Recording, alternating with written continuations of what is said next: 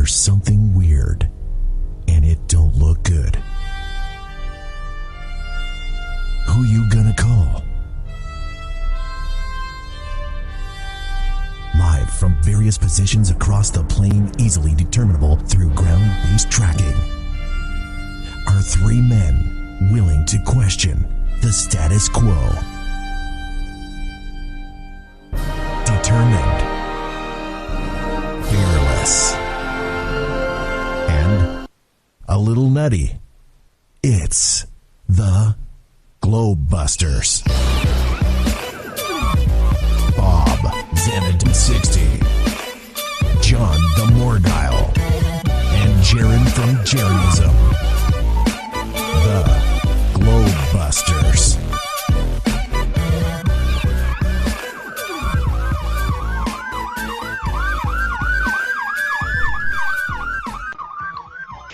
And welcome everybody to GLOBEBUSTERS, Season 2, Episode 9, The Preponderance of Evidence Revealed.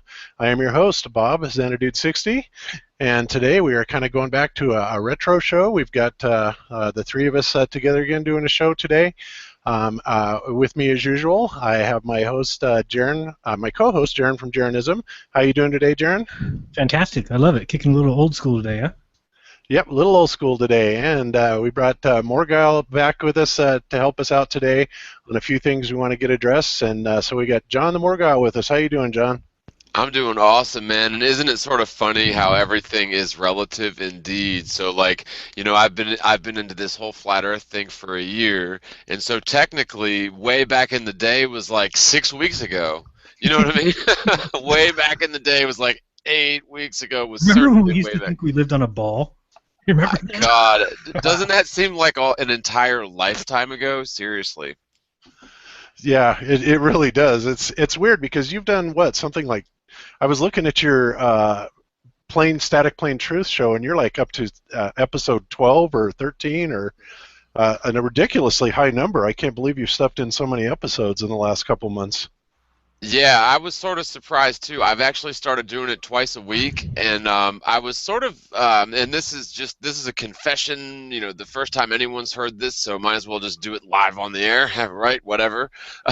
But I was actually thinking about making yesterday the last show of season 1 at least, and we just had such a great show, such a great turnout, such a really awesome combination of panel members that I decided to extend season 1 another week. So I'll do it again on Wednesday and Saturday, but ultimately I am going to end season 1 and kick off season 2 on my primary channel where I've got, 14,000 subscribers, because right now I've got a 6-month copyright strike where I can't do live streams. So another 5 or 6 weeks of that, and then I'll do season 2 of Static Plain Truth on the Morgile, where hopefully it'll just get a little bit more exposure to my, very much beloved and cherished and awesome subscribers. So, but yeah, 12 or 13 episodes. I can't believe it either. It's like time flies on the flat Earth, I guess is probably the new phrase, right?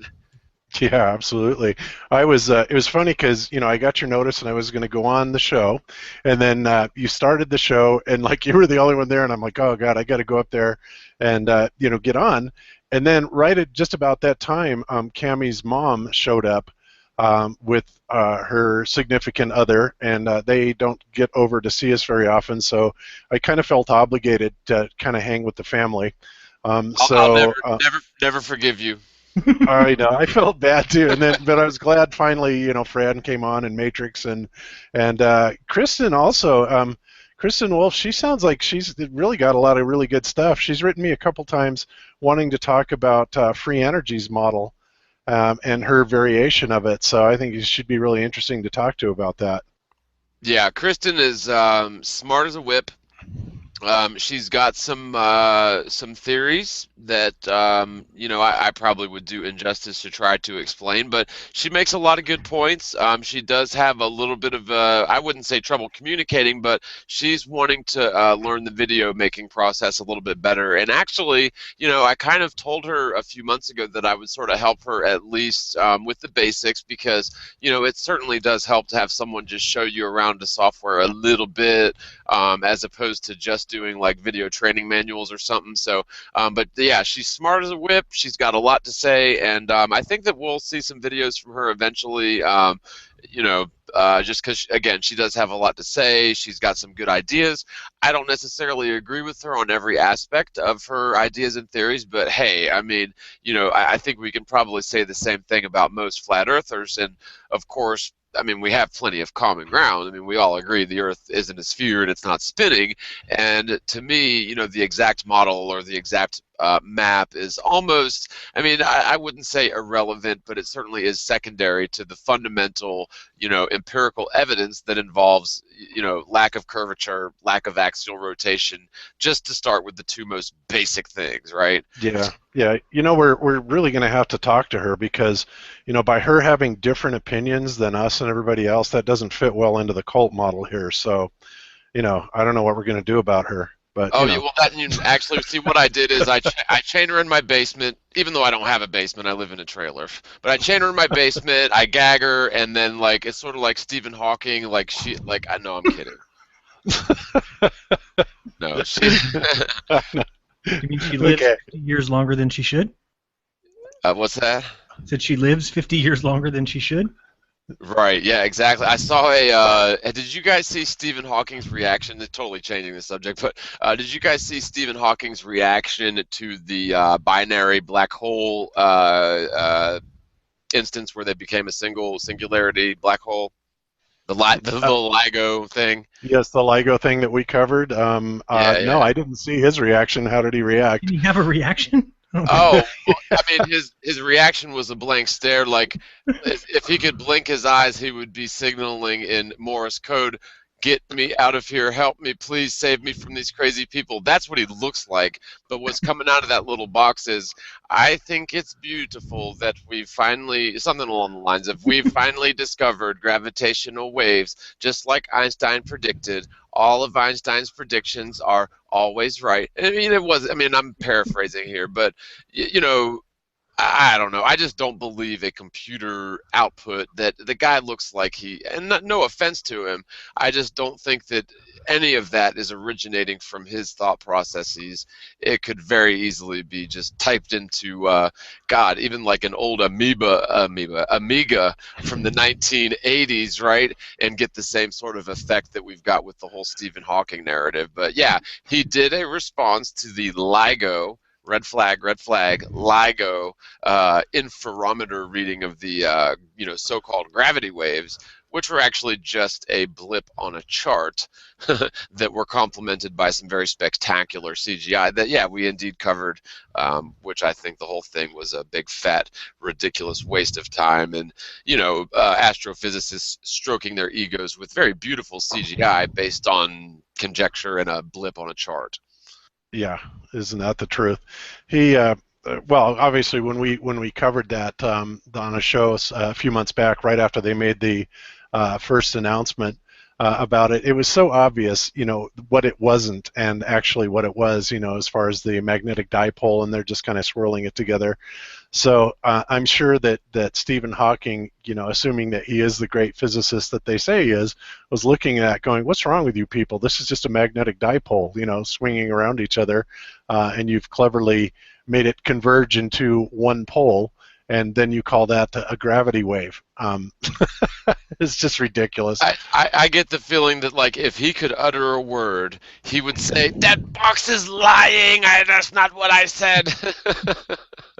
I know, and that voice is, I mean, it sounds like that voice comes from an Amiga computer. I mean, it's so old. Do you think that they would use, something a little bit better than that, right? Well, from what I gather, I did research it a little bit. They decided to keep it for nostalgia purposes because that's sort of his known voice. And it's like, the whole Michael Jackson thing, right? Everybody knew him as the young little hee-hee, the little kid with the high-pitched, what is it, soprano or whatever, I don't know, the high-pitched voice. And then when he went through his, his formative pubescent years, he sort of got very upset because his voice started getting deeper and such. And so I guess it's sort of the same thing with Stephen Hawking, whereas if he came out with the new, "Hey, darling, you look marvelous," computer voice, that it wouldn't be the same, right? Yeah. Yep. That is so true. So anyway, okay, so to kind of get onto the points today, as you know, I titled the show "The Preponderance of Evidence Revealed."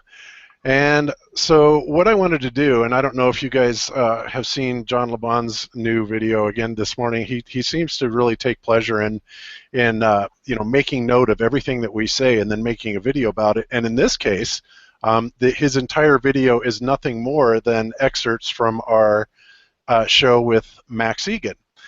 Where I'm trying to explain to Max, how we go about doing things with the preponderance of evidence.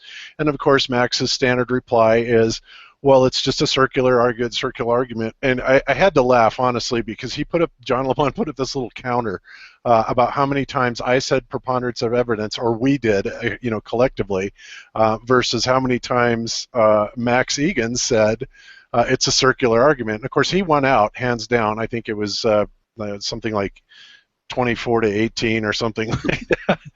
Okay. But I couldn't believe it. I'm just sitting there listening to it, going, really? You made a video out of this?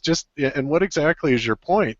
So I guess what he's asking for, and not that I'm catering to his wishes whatsoever, but because it was kind of going right along with my line of thought for today's show, is to actually come out and discuss those things that we consider to be major elements in the preponderance of evidence. And of course, those things would include not only the direct proofs for flat Earth that we hang on to. Me personally, I love the horizon rising to eye level and stuff like that, but also the direct proofs against the ball Earth and the incongruencies that are there.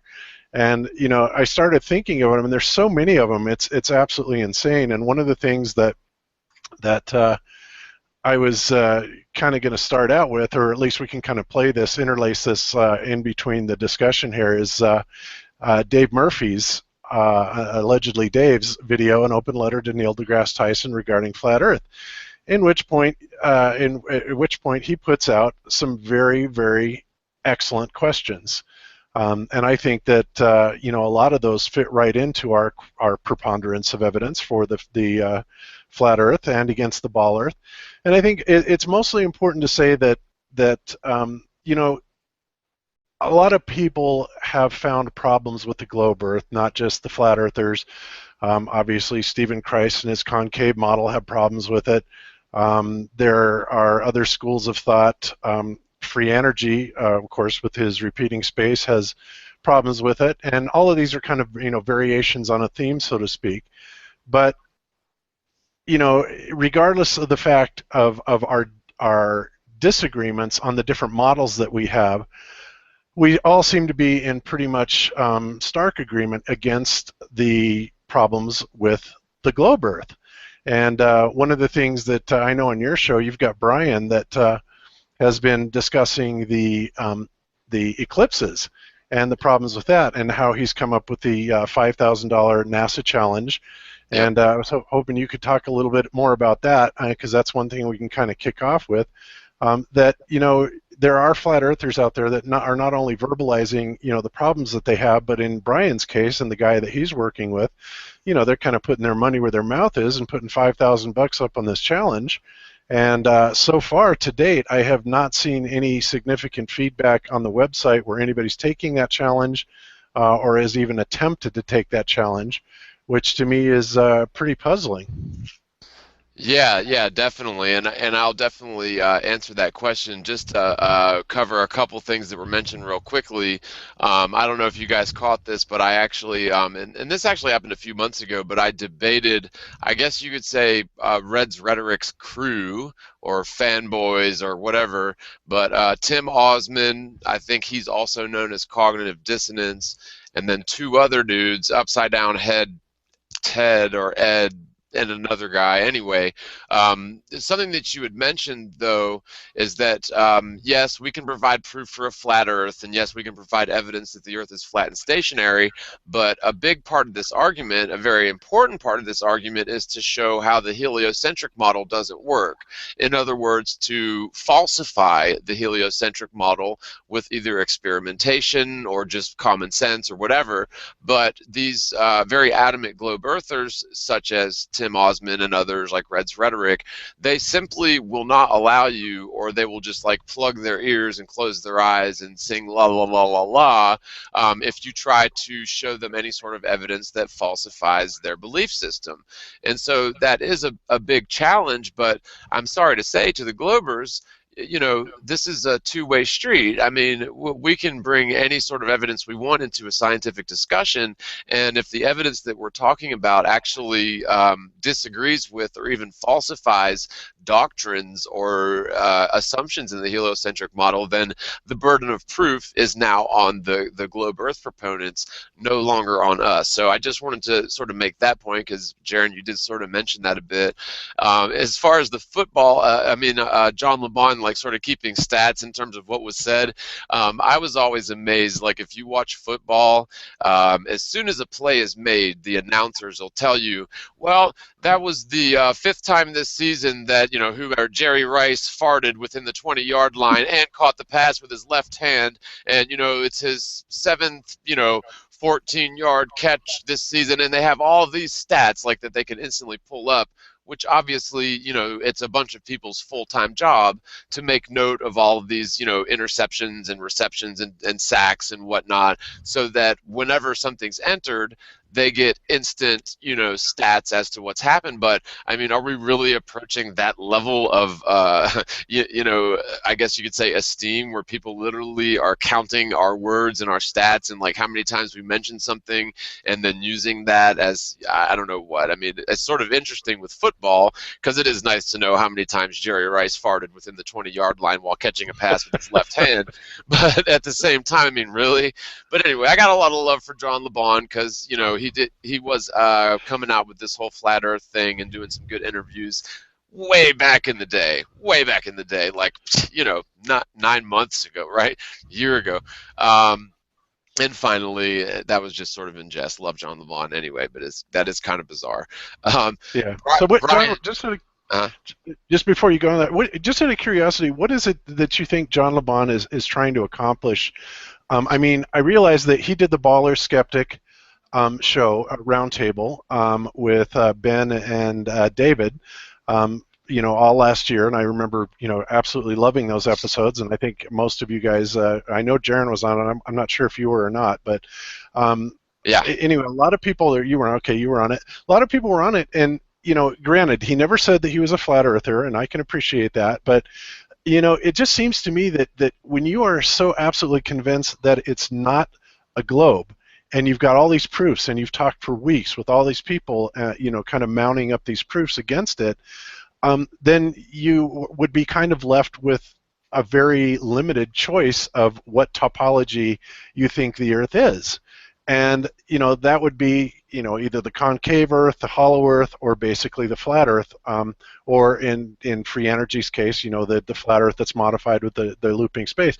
But the bottom line is that, you know, all of these, with the exception of concave, still describe a flat Earth kind of topology. And, you know, from what we've seen with the experiments that we've done, all the visual evidence that we have seen from, you know, standing at a shoreline, to looking outside my balcony in Hawaii and seeing the horizon rise up to exactly the same level as the next building over, which was right at eye level. All these different things, you know, to me, and also being able to not measure any curvature, not be able to measure it, not be able to see it. You know, we've talked to land surveyors that basically are saying, no, this is all done off planar model, and the geodesy is a mathematical construct. I think we've made that fairly clear, because we've yet still to see to this day any large structures that even take geodesy into account. Now, they have come up with some ridiculous examples by saying, like, the San Francisco Bridge was actually, they tilted them back, I think, like an inch on each side on the big trusses, you know, to accommodate for the curvature of the Earth, which is just silly when you think about it. But, you know, so they said that, whatever. But again, that would be still too small of a model for them to even be doing that, according to their own words. So when I watch John LeBon do this, and and he comes in and basically tries to argue with, the flat earthers, well, what is your proof? You can't really prove this or you can't really prove that. It's like, okay, well, actually, we can prove a lot of it, but you have to wonder about somebody that is calling shenanigans on our model, and potentially everybody else's. So what exactly do you think he's doing? Is he just being there to be the devil's advocate, or just to piss people off? I'm not exactly sure. It frustrates me though, because it's like the easy road. He took the easy road. You basically can go out on a limb like we're doing, or you can take the really simple road, which is or to go against it and be a globe Earth believer and to say you believe what science says, like real tough, wow, you're real impressive. But he went the middle road by just saying, well, I know it's not a globe, and I'm going to play the middle road. To me, it just seems like a cop-out, because it'd be real easy if we started the show next week, Bob, and we just said, let's make fun of flat earthers and demand proof, and count how many times they say preponderance of evidence, and look at all their videos and say you're not showing any proof, and then at the same time do that with the globe people. I mean, it'd be a very easy position to take. Yeah, absolutely, it would be, and it just seems like he's being very non-committal. And of course, he would tell you, "Well, I'm purposely being that way," but it seems like you're trying to play all sides of the fence, and in doing so, you're really not gaining any allies either way. I mean, you're against the globe, you're against the flat Earth, you're against concave. It's like, well, what exactly do you believe? And of course, that's the one thing that he seems to withhold. What exactly is it that he envisions the topography of the Earth to be?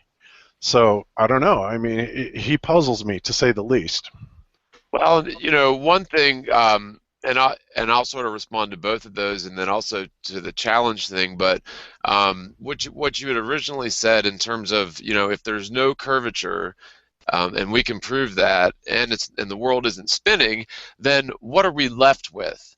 So if we can debunk curvature scientifically with observation, experiment, and predictions, and repeatable observation, experiment, and predictions, and do the same thing with axial rotation, because there is none, then what are we left with? I mean, do we entertain the idea of a banana-shaped Earth, or do we go with basic observation? And one thing I wanted to mention that's funny, I don't know if you guys are familiar with the classic old movie Monty Python and the Holy Grail. Oh yeah. Yeah, I've got it up as sort of like my the backdrop on the wall of all my social media pages, just because, well, first of all, it was like my favorite movie growing up, even as like far back as I can remember. I must have watched that movie a million times, but if you watch it again as a flat earther, there are actually a lot of references, not really that much out in the open, but just slightly behind the veil. Like if you actually pay attention to the whole movie, there are all sorts of references to possibly what you could say are flat Earth references, and one of the funny things that the very scientific knight says, the guy that was weighing the witch in the beginning, is he postulates they're walking on their way to Camelot, that he's telling King Arthur that the world is banana shaped. So it's funny because that's sort of what they were postulating back in the pendulum experiments, because the results that they were getting from the pendulum experiments were so inconclusive that scientists believed that the world was like this odd, very peculiar oblong spheroid, and even things like banana shaped. So Monty Python and the Holy Grail is definitely one of those movies that you want to watch as a flat earther. Same thing with Back to the Future. But one thing in terms of John LeBon, and again, I do have a lot of respect for him because he was talking about this topic when it was extremely taboo. I think he was amongst the first to have, like, I guess you could call it the big guys, Dubay and Sargent, and I don't know if he ever had Matt Boylan. I know Boylan was very shied away from any sort of public exposure or interviews for a very long time, which is a little bit odd considering he's a very, open actor and such. But besides the point, where I think John LeBon's coming from, and I do tend to agree with him, is that the phrase proof of a flat earth, so quotes, proof of a flat earth, I think that phrase is being thrown around pretty wildly. And of course, sometimes it's used properly, I think, But other times, this whole idea of proof of a flat Earth is used, um, contrary to the idea of what proof is. There is, of course, circumstantial evidence, there is subjective evidence, and then, like, Bob always says, and I agree, then you have empirical evidence, which is basically, observable, repeatable experiments that make sense to just about anybody who can do the experiment. And when you start adding up all of these different things, it's not just one thing or another. When you have all these different points of reference that are all pointing towards one thing, one very simple truth, and then we're coming back to Occam's razor here. I totally agree with Bob that the empirical preponderance of evidence is just so ridiculous, but we're not, and I hate to use the words friends and enemies, but our enemies in this analogy would be the globe earthers, who are just willfully ignorant. But really the only weapon they have going for them is this sort of willful ignorance. And so in John LeBon's sort of half defense, I would say that I think we should be more careful about what we call proof of a flat Earth or disproof of a globe. And just one example, and I'll pass the stick, but like Columbus's observations of the massive ships going over the curve of the Earth before the hole or after the hole, right? So we all know the analogy, but that being restored by a telescope, to me, is not proof of a flat Earth, but it is disproof, or it is a big problem for that assumption and observation of Columbus. And so again, I just think that we tend to use the word proof a little bit too loosely sometimes, and I'm guilty of it too. But when you have just so much evidence, just so much physical evidence that's repeatable and just makes so much sense, it gets to the point to where entertaining heliocentric theorem just becomes such a waste of time, because it's so preposterous, and yet we must do it because 99% of the world believes that that's what's going on. And so it's almost as if we sort of have to know the heliocentric model better than they do, and really beat them at their own game. I just look at it as, if you look at the other side and look what's being said, look at the comments of what is proof of a spherical Earth. Like I told you earlier, somebody said because the live feed from the ISS cuts in and out over time, that is proof that the Earth is a ball, because it proves that they have to cut out because they're on the other side of the Earth. That's somebody's proof that the Earth is a ball. Or they'll say that Right. the proof of the ISS being legit is that you can go outside and look up in the sky and see it. How do people not understand what proof means? That's not proof of anything. It's proof that something's going by up in the sky. But these are the kind of things that you just see people proof. Every little bit that they find, they want to call as a proof. So I think a lot of it sometimes is just kind of showing them by giving them back what they're throwing at us. You know what I'm saying? Right. Well, and and of course you've got like pulling a Tyson, and again I'm gonna continue with that until pulling a Tyson is modified from biting a man's ear off to dropping a microphone to prove gravity. But pulling a Tyson is essentially a demonstration of what goes up must come down, and for them to call that proof, yeah, it's the same exact thing is rife in the globe model. They call all sorts of things proof of a spinning sphere, when in fact it's again it's just conjecture, or even just an observation that leads to a theory. But you can't take that observation to prove to prove the theory that it led to. That's just ridiculous. You follow me? Yeah.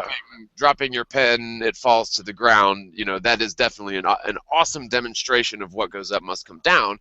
But in terms of proof of an Einsteinian sense of gravity, it's just ridiculous for people to, theoretical physicists as profoundly esteemed as Neil deGrasse Tyson are going to use that. It just makes them. Is that proof that the moon is falling? That the moon is always falling around the Earth and just missing the edge of it? Is that proof because you can drop a pen? It doesn't prove anything. Yeah, exactly. And let's also not forget that this debate has been going on for 500 years, and every scientific experiment that has been done basically has shown without question that the Earth is not in motion.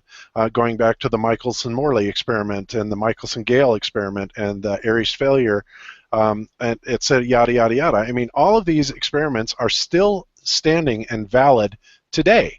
Okay, so, people will go into arguments and saying, well, Jaron makes this argument that we don't feel like we're spinning around at 1,040 miles an hour, and we don't feel like we're also going 67,000 miles an hour around the sun, and God knows what speed around the Milky Way, and on and on and on with all these and all these vectoring, and they say, well, you can't feel it, because you're essentially going one direction, and the human body can't feel that.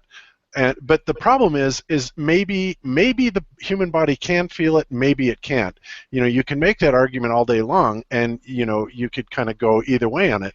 But what is incontrovertible is that we certainly have the instrumentation that would measure and be able to detect the motion of the Earth, especially here we are in the 21st century. And guess what? It doesn't exist. There is nothing that shows any real-time measurement of the Earth in motion, save you want to look at the pendulum experiment, Foucault's pendulum, which is just nonsense and is completely non sequitur. It proves nothing. It changes direction periodically. There are, the gyros, which have been around forever, that prove that we are not changing orientation. When you put them in an airplane, people say, oh, well, your argument of a plane flying off into space is nonsense because your instrumentation would correct that. It's like, no, the instrumentation is not doing anything to correct anything. It is simply making measurements. And when you have a gyroscope that is attached and performing the function of your artificial horizon in an aircraft, and you are on a big airliner and you're flying from Denver to Hawaii or whatever, where you should have 700-800 miles of curvature, guess what? That gyro is not picking up any change in orientation. And at 700 miles, that jet airliner essentially is going to have to be totally nose down from where it was when it took off in Denver, because it's, going around the corner of the Earth. Go ahead, Jaron. What people don't get either is that once you've given permission for them to say that you don't feel the movement of the Earth, then just understand that you would believe anything they said. We could be going 8 gazillion miles an hour, and how would you argue them? Since you can't feel it, what difference does it make what speed they say?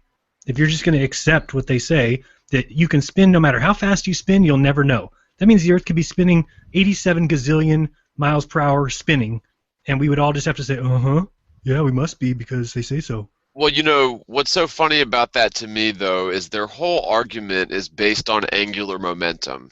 And you guys, and Bob, you probably know a little bit better about the physics of this than I, but I've thought this through, and I've done some very basic experiments that involve, really inertia. But maintaining angular momentum is something completely different than maintaining a rotational frame of reference. And so just, using the equator as a fixed point that you're going to stand at, and I've done the math on this, it might be slightly off plus or minus, but it's about right. If you're standing at the equator, you should be technically zipping eastward at 1,037.5 miles an hour. So let's give them that and say, okay, you wouldn't notice that because your feet are stuck to the ground and everything's going with you, so that's 0. But on top of that angular momentum, you're also zipping down, basically vertically, according to you, an inverse square curve, a parabolic curve, which goes right into the curvature calculations, which is roughly 8 inches per mile squared. And if you do the math over an hour, you'd be dropping about 136 miles an hour.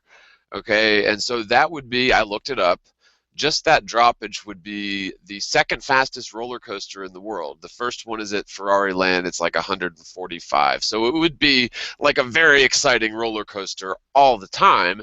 And keep in mind that, while you're supposedly dropping, it's like 700,000 feet per hour, I think it was 136 miles an hour. That entire time you're zipping around that curve, your phase in inertia in comparison to the Earth is going to change. And what I mean, like, say it's twilight at 6 a.m., say the Earth is racing up towards your feet, at 66,000 miles an hour, and you're zipping along that curve, and you're falling at 136 miles an hour. But then 12 hours later, the Earth is racing down away from your feet in the opposite direction, and in the 12 hours in between, you would have been in an inertial phase in between those two extremes, an opposite velocity of 132,000 miles an hour, according to the supposed orbit of the Earth. And that's not even getting into this wild roller coaster ride involving the spin, and not even factoring in the galactic frame of reference as the ultimate roller coaster ride. I mean, and the whole thing just becomes more and more ridiculous as you get further and further into the heliocentric model, which is, it's just preposterous. But we talk about the ancient Greeks and Copernicus and Newton and all these guys coming up with this sort of hypothetically plausible heliocentric model, but we have to understand that most of these guys, and I've touched on this point a little bit, but it is really important. Most of these guys were totally ignorant to the concept of things like manned flight. Such a thing was laughed at. Flight was for the birds. They would have laughed you out of the room if you had suggested something like manned flight. Electromagnetism was, they would have probably called you a witch and burned you at the stake if you would have come up with something to do with electromagnetism and demonstrated it.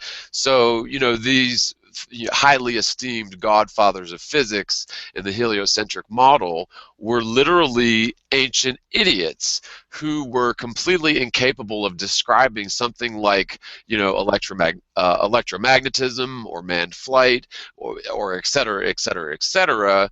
And yet, for some reason, hundreds of years later, we still adhere to their very clever and astute, yet half-witted, half-baked postulations as fact, when indeed, the entire model of our universe was essentially theorized in this ancient history, when even the brightest of mankind lacked the capability to understand or even describe what is actually happening in reality beyond the visible, audible, ground-based spectrum. And I would argue, even to this day, we're not fully capable of describing or being aware of everything that's going on out there. No, absolutely not. And additionally, going back to the point that you were making earlier about going back to the ancient Greeks, and this is one of the points in allegedly Dave's letter to Neil deGrasse Tyson, where he says in 240 BC, Eratosthenes calculated the Earth's circumference from the difference in shadow length of two sticks placed a known distance apart. Okay, and that's all great, except then he goes on to talk about how science's debunking of crepuscular waves would indicate, and the reason for that is because the atmosphere is actually refracting the light that's coming from the sun. Well, then you have to go back and say, okay, well, if the atmosphere is refracting the light from the sun, then how is it possible that Eratosthenes' sun curvature lights could shadows from his sticks that he put in the ground could have possibly been right. If they've been refracted by the atmosphere, that completely invalidates the entire. So he's saying, okay, so which is it? Is it that the crepuscular rays are actually correct and the sun is very close, or Eratosthenes was doing his experiment, through sunlight that was refracted through the atmosphere with the sun at a distance of 93 million miles. Either way, the result would be incongruent with the latter, the former that you're comparing it to. So again, this is right up there with the same argument of how he was covering earlier. They just pick and choose what they want to use. Yeah, but no, that really is a perfect, like, almost checkmate move, and I really love allegedly known as Dave. He does some awesome work, and that's really, that's just an example of that really checkmate, like, where you're going to go with that. But go ahead, continue. I just didn't want to interrupt, but yeah, awesome. Yeah, no problem. So yeah, and then the other thing is he talks about how we are seeing. Let me go back to this right back here. Here we go. So first they say, well, the ships disappear over the horizon bottom first, and this is evidence of curvature, and that horizon line would be about 5 miles, right? Now, we all know that's nonsense because, contrary to some anti-flat Earth beliefs, we know that we can zoom back in and see the ship that is quote unquote gone over the horizon in its entirety. Now that we have some of this new equipment like my P900, my Nikon, or other cameras that have high zooms on them. But so if we're looking out, like he's showing here, and that ship disappears over the horizon at 5 miles, and we can see 5 miles to either side, again, why is it that we see no curve there? So why is it that we, at 5 miles, we can see a ship go down over the curvature of the Earth, and yet we can look 10 miles across, just like he's showing here, again, and see no curvature? And this is only from eye level. I mean, when you go up higher and higher and higher, again, the evidence shows that the horizon remains absolutely flat. And I've got another really good graphic that I'll bring up here for that in just a minute. And that little boat you just showed going over, how it shows the times? What times did it show? Because didn't it show it shows a huge amount of time that passes, which if that's a 3 mile point where the horizon is, then, how fast is the boat going? Basically, if you're showing us a time for an hour or 2 hours, well, is the boat going 3 miles an hour? It appeared to me they're adjusting the camera, and you've got some sort of tidal action going on as well. Look at the water. You can see the water rise up throughout. Yeah, it was clearly fake. I mean, this was something that, they used the camera angles and probably got the camera much closer to the water, to where it gives you this kind of perspective of it's rising up. Because remember, everything is kind of going like if you're looking down the end of a pyramid, all of your perspective is going to be going towards a point. This has been demonstrated a million times over, and I would hope we would not have to demonstrate that again. But clearly that's the case here. They're getting down closer to the water, and kind of being very dishonest about this. And I think anybody that's ever done this experiment themselves, like Lori Frary's red boat thing, you can see very clearly that this is not what's happening at all. Another person that caught a lot of flack for it was a fakeologist, where he was shooting across whatever it was in Canada, and then showing, was it Vancouver on the other side, I believe? Toronto, I'm sorry, that's right, Toronto, yeah. Yes. Yeah, I saw that one too. Yeah, that was well done. Yeah, so, and again, we are dealing with some definite, visual aberrations that do have to do with heat rising off the water, but it is not unequivocally, bending over to where we're seeing entire city skylines, coming up completely undistorted. I mean, that's just nonsense. I mean, when you're dealing with a mirage, it's different. If you look at this picture right here that you have up, and you remember that all that water is below this person's feet, then if it was a globe, it would go out from your feet and fall away. It would not come up to your eye level. There's no reason for it to do that. Basically, this picture would show, if it was a globe, that where you stand, the land goes up away from you and then drops, as if you're standing on a hump. Not at the top. They tell us we're all at the top of the ball. Well, that's not what it would look like from the top of a basketball. No matter if you're a flea on a big rock or whatever they want to say, you're going to see the land in front of you go out and then fall away. Not go up to your eye level and then decide to go fall away. There's just no way. Yep. It's funny, we were just talking about, and I don't know if I told you guys this, but a couple weeks ago, and maybe even on 2 shows, at least one, I had a guy, Edric, and he actually works with Dr. Kent Hovind. He's worked with him for about 6 months, right? And so I had him on the show, and he was asking some pretty legitimate questions. He also had some, we could sort of tell that he also had some, globe Earth or heliocentric baggage that he still sort of, because you know how we tend to carry a lot of our heliocentric baggage with us when we try to look at the flat Earth sort of for the first time. And so, So it seemed like he was asking a lot of good questions, and one of his big hang-ups was perspective. And I think he gave an example of when they were 8 or 10 miles across the water from some skyline, and he had a lot of issues with mirages. He also had issues. I told him you should try shooting in the twilight because you'll get less, sort of haze off of the water, less atmospheric refraction. So he's going to do some more pictures. But it seemed as if like we were making progress and he was actually looking into it.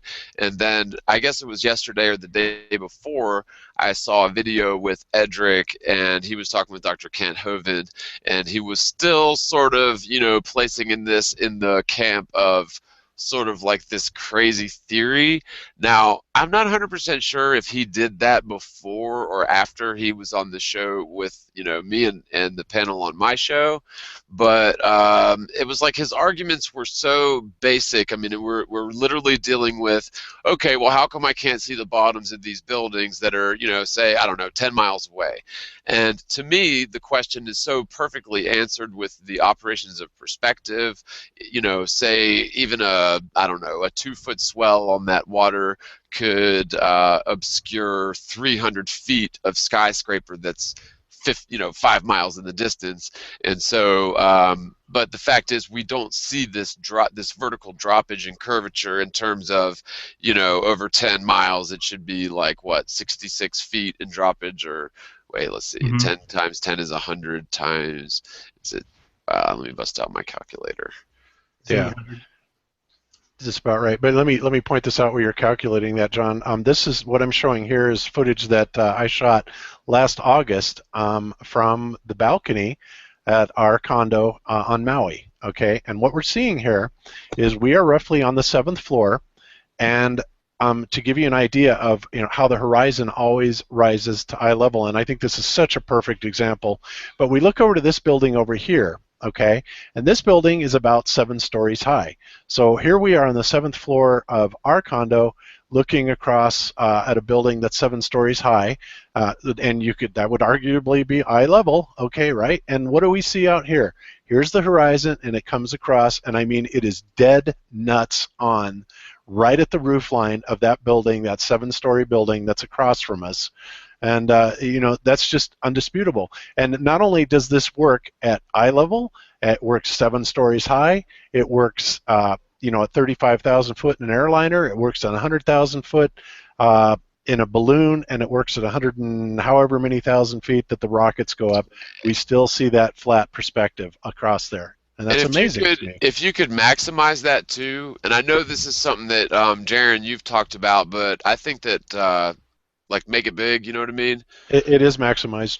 Oh, maybe I don't have mine maximized. I don't know. Anyway, but you can see okay, to the right of the mountain range, you've got that sort of very bright, almost cloud near the ground. And to me, that is obviously going to be sort of like an atmospheric refraction, and you're not going to see anything beyond that point unless possibly you're dealing with infrareds or something like that. Then maybe you could see beyond that. But in terms of our optical vision, that horizon line is very subjective. Really, I mean, there's so many factors involved. I mean, topography is an obvious one. Even a small wave in the ocean could be considered topography. But then you also have this, how dense is the atmosphere, or how, water vapor rich is the atmosphere near the ground, and that's going to have a big determination of your apparent horizon. Let alone your altitude, of course, that plays into it. But, I mean, do you see what I'm saying? Even that horizon there, I believe if it was a clearer day, you probably could have gotten a visibility far beyond that that point, sort of to the right of the mountain range. Yeah, absolutely. But and what this mountain range is, this isn't actually a mountain range. This is the island of Molokai. So this is Molokai, and then off to the left or just to the south of that would be Lanai. But yeah, this is, and it's covered in clouds, and on a clear day, of course, you can see it perfectly. It doesn't even have to be that clear, but that's the whole thing. What we're looking at here is easily, 5-10 miles off on the distance, something like that. And it doesn't matter. Every time we've ever gone there, it doesn't matter what floor we're on. We always see these things that meet our eye level perfectly on the horizon. And like I said, this one's just one of my favorites because this is a 7-story building. We were on the 7th floor. Perfect, right? There it is. Dead on balls, as they say, and my cousin Vinny. Yep. Absolutely. So yeah, so those are, again, these are part of the proofs that I'm trying to bring out, about the horizon and the perspective, and about how it's always rising, no matter what height you're at, and that is just something that's irrefutable. People can say they see curvature, and maybe they do if they're looking through some sort of a convex window in an airplane. I don't know. I haven't been in every single airplane, but I've certainly been in my share of them, and I have never, either as a pilot or a passenger, ever seen any curvature on the horizon whatsoever. Well, suppose though you're out to sea and just imagine that one sliver and it's that sort of to the right, and I said mountain range, but I guess it would sort of be like a volcanic landmass or whatever, but towards the center of the screen, in between the island and the top of that building, you've sort of got that white haze that's, I don't know, a degree off the ground. Just imagine if you're out at sea and that white haze is all the way around you and there's nothing but that white haze. It would almost be a perfect sphere or perfect circle around you. And so if you get up on top of a mast, and I've done this, it really does sort of give the optical illusion that you're seeing a curve all around you. And to me, I think that's what a lot of people see. Now, especially like you said, from a plane, when you've got convex, or I guess it would be convex windows, that adds to this illusion. And even your eyes will do it. Your eyes have your collaboration. They're going to pull the edges to closer to you than what your eyes can see straight ahead. That's just going to happen. Yeah, because our eyes are just convex lenses. I mean, really. Right. Certainly not like a fisheye. No, definitely not. So I mean, it's level. That's it. Barely anything. Right. So, but our eyes, for the most part, also go along with things that we know that have been mechanically leveled, and we can see across many structures. They don't build buildings on a slope unless, of course, you're dealing with the Leaning Tower of Pisa. But other than that, it's all very methodically leveled out. And a lot of people will say, "Oh, well, that's because it's all leveled out, from the reference point of the center of the Earth." And when you think about that, that's just so stupid to even say that, because it's like, how are they leveling it out relative to the center of the Earth? Because in order to even do that, they have to come up with calculations that would hypothesize this Earth being a curved formation anyway, right? So it just doesn't even make any sense. All of the surveyors leveling are done with reference to sea level, and they don't measure curve. The most they can do is measure slopes, because you can't measure curvature. You can't measure curvature around something you can't see with any type of optic, a piece of equipment like a theodolite. So where are they coming up with this? I can measure the curvature. Really? How? You can measure a slope, not curvature, and then of course you can do your imaginary trigonometry to factor in the curvature of the Earth, the alleged curvature of the Earth, but it means nothing, and it's referenced for nothing, and it's used for nothing. So it's nothing more than a construct. You want to know? Make sense, and tell me if you get this. If John and I were to go out and measure the Earth, okay, and let's say we were just going to do half the distance, so we were just going to do North Pole to South Pole. So that would be 12,500 miles, right? So if they say it's an 8 inches per mile squared, let's say we each had a stick, and we start a mile apart, and we say, okay, it's 8 inches from me to John. And then I walk to where John was, he walks another mile, and we measure again. 8 inches per mile. We keep doing that. So we keep moving the sticks a mile at a time, all the way till we get to the South Pole. Well, that's only 8 inches times 12,500 miles. That's a total of 100,000 inches of curvature. Whereas if you take 12,500 miles and multiply it out in inches, it comes out to 792 million. So I don't even understand their numbers anymore. It's like the 100,000 inches, but we need to make up 792 million miles. I'm sorry, 792 million inches to get from the North Pole to the South Pole. Yet if we keep moving our stick a mile at a time, so how does it even ever work out? I don't even understand how they come up with their numbers anymore. Well, first of all, did you guys see recently, and I actually believe this is true, so it needs to be verified, but I believe this is true. The regular person named Steven, the rectilineator guy. Regular person named Steve. Yeah, he's actually recently, as far as I know, he's retracted his claims that the rectilineator experiment proved a concave Earth and made a public apology. Now, if that's true, it sounds extremely out of character, so I do want to verify it. But all right, let me clarify that for you, John, really quick. Sure. It's not that he's trying to take anything away. What he said was this, is that when they were down in Texas on that island, they were trying to set up the experiment exactly the same way that Cyrus Teed did, okay? But he found that it was impossible to level out the rectilineators to any degree of accuracy, and forget about anything over a mile or 2 miles. So basically he said, well, what is very clear to me is that Cyrus Teed lied. He falsified these figures. This is a complete farce. And he goes, and we tried to do it. We know it can't be done. Of course, the thing is Cyrus Teed did a little bit different also, so I'm not sure exactly what he's saying, but he said that basically Cyrus Teed was a fraud, and that's no longer going to be part of his repertoire for proving the concave Earth. Well, he was genius too. Yeah, he did. And isn't it kind of funny how we actually had, I guess you could say, an apostle of the regular person named Stephen, Ricky Hammonds on the GLOBEBUSTERS a while ago, and if I'm not mistaken, maybe I'm misquoting him, but I believe he said that the rectilineator was, quote, the perfect experiment, and it just goes to show you how a lot of what they were purporting was like, as I had called it, chest beating and almost insulting people's intelligence or preying on our egos with, oh no, it's not a flat earth, how silly is that? We live on the inside of a sphere. But backing up the wagon just a little bit, in terms of the curvature, you guys had mentioned buildings, like theodolites leveling things. One thing that I noticed, and I just noticed this, I think yesterday when I was watching I guess it was your newest video, Jared, I believe, and if I'm not mistaken, but the NASA headquarters building, the one that they always try to make it look a lot bigger than it is. Yeah, the vehicle assembly building.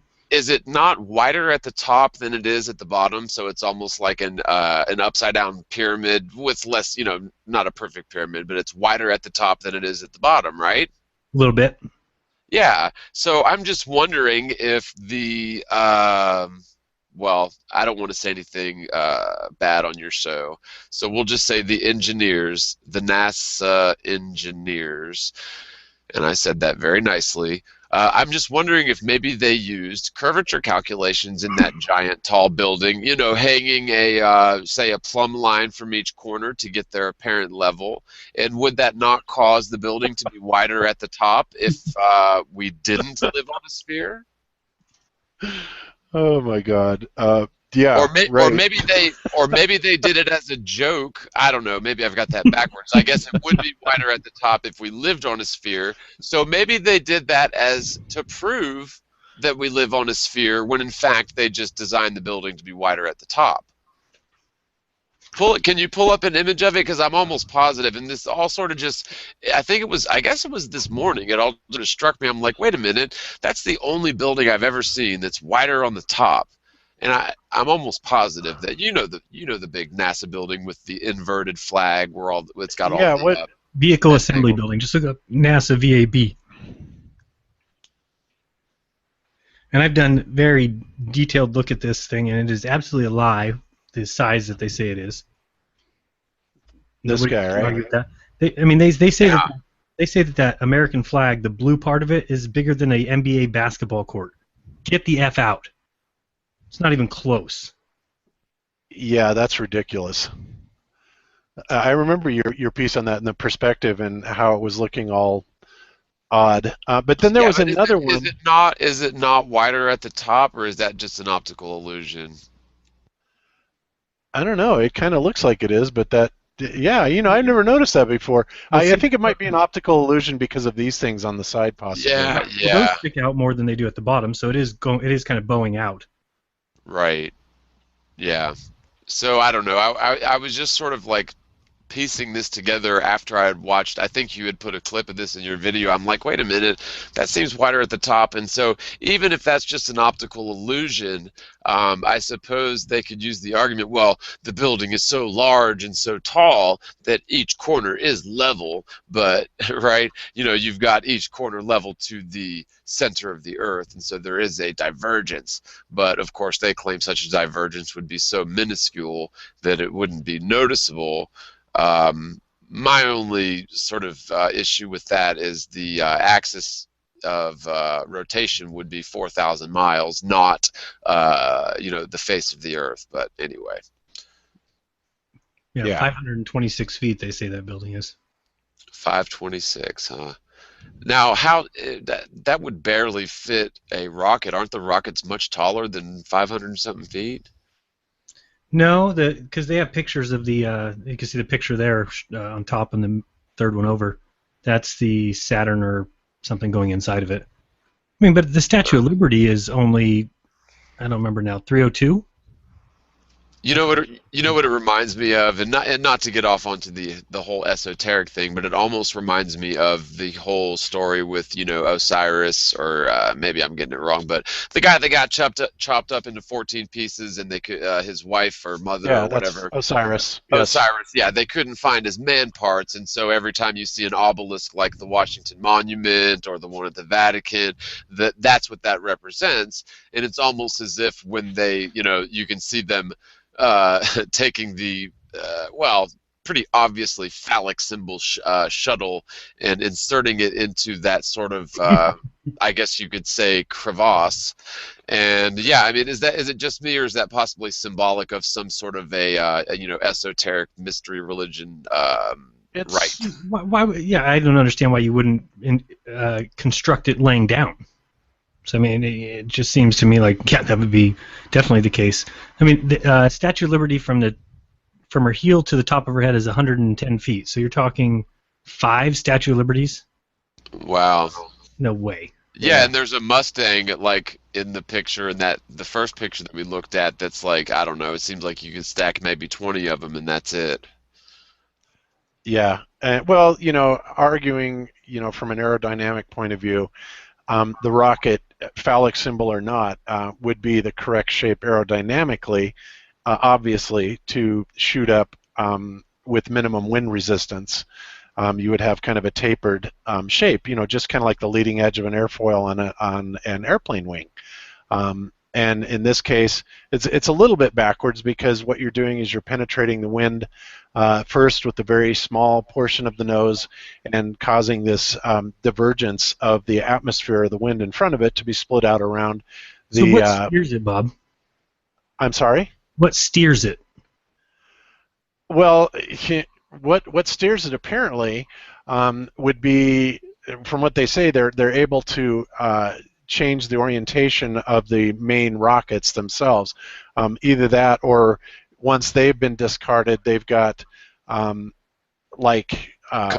compressed oxygen, I believe, but while they're in atmosphere, I think they've got little flippers like you've got on an airplane. I know that's not the right word, but those little flippers, like if you're in the atmosphere, they could use those little flippers. But once they get out into outer space, I believe, I'm 99% sure they claim that they use compressed oxygen to sort of, or to get the pitch and yaw factor. Which is nonsense. Which is nonsense. And yeah, you're right. I mean, theoretically, the best thing to do aerodynamically in the atmosphere would be to have some sort of an empennage, or like, the tail section of an aircraft, where you're essentially just diverting air to one side or the other, and whether or not you want to look at it as just diverting air, or look at it via Bernoulli's principle, which would be a change of pressure around the control surface itself. Either way, that would seem to me that would be the best way to actually steer it. But you don't see anything like that on the rocket. And I always think it's so funny when they launch the shuttle, they call it, roll program. Okay, roll. And it's like, no, that's because it's too heavy. that's the heavy side. So it rolls. It has no other choice because you just launched a rocket that has a big old heavy thing on it, and it rolls on its back because that's what's going to happen. It's not a roll program. Oh, we have to be upside down when we're flying. No, because it's heavy. It's heavy, so it falls to the bottom. It's like it's just their little sayings for everything is ridiculous. Well, and even that aside, and after I make this point, I'm going to go refill up my drink. But something that I've been sort of I don't know, struggling with. And we all understand how rocket propulsion theoretically, technically cannot work in space.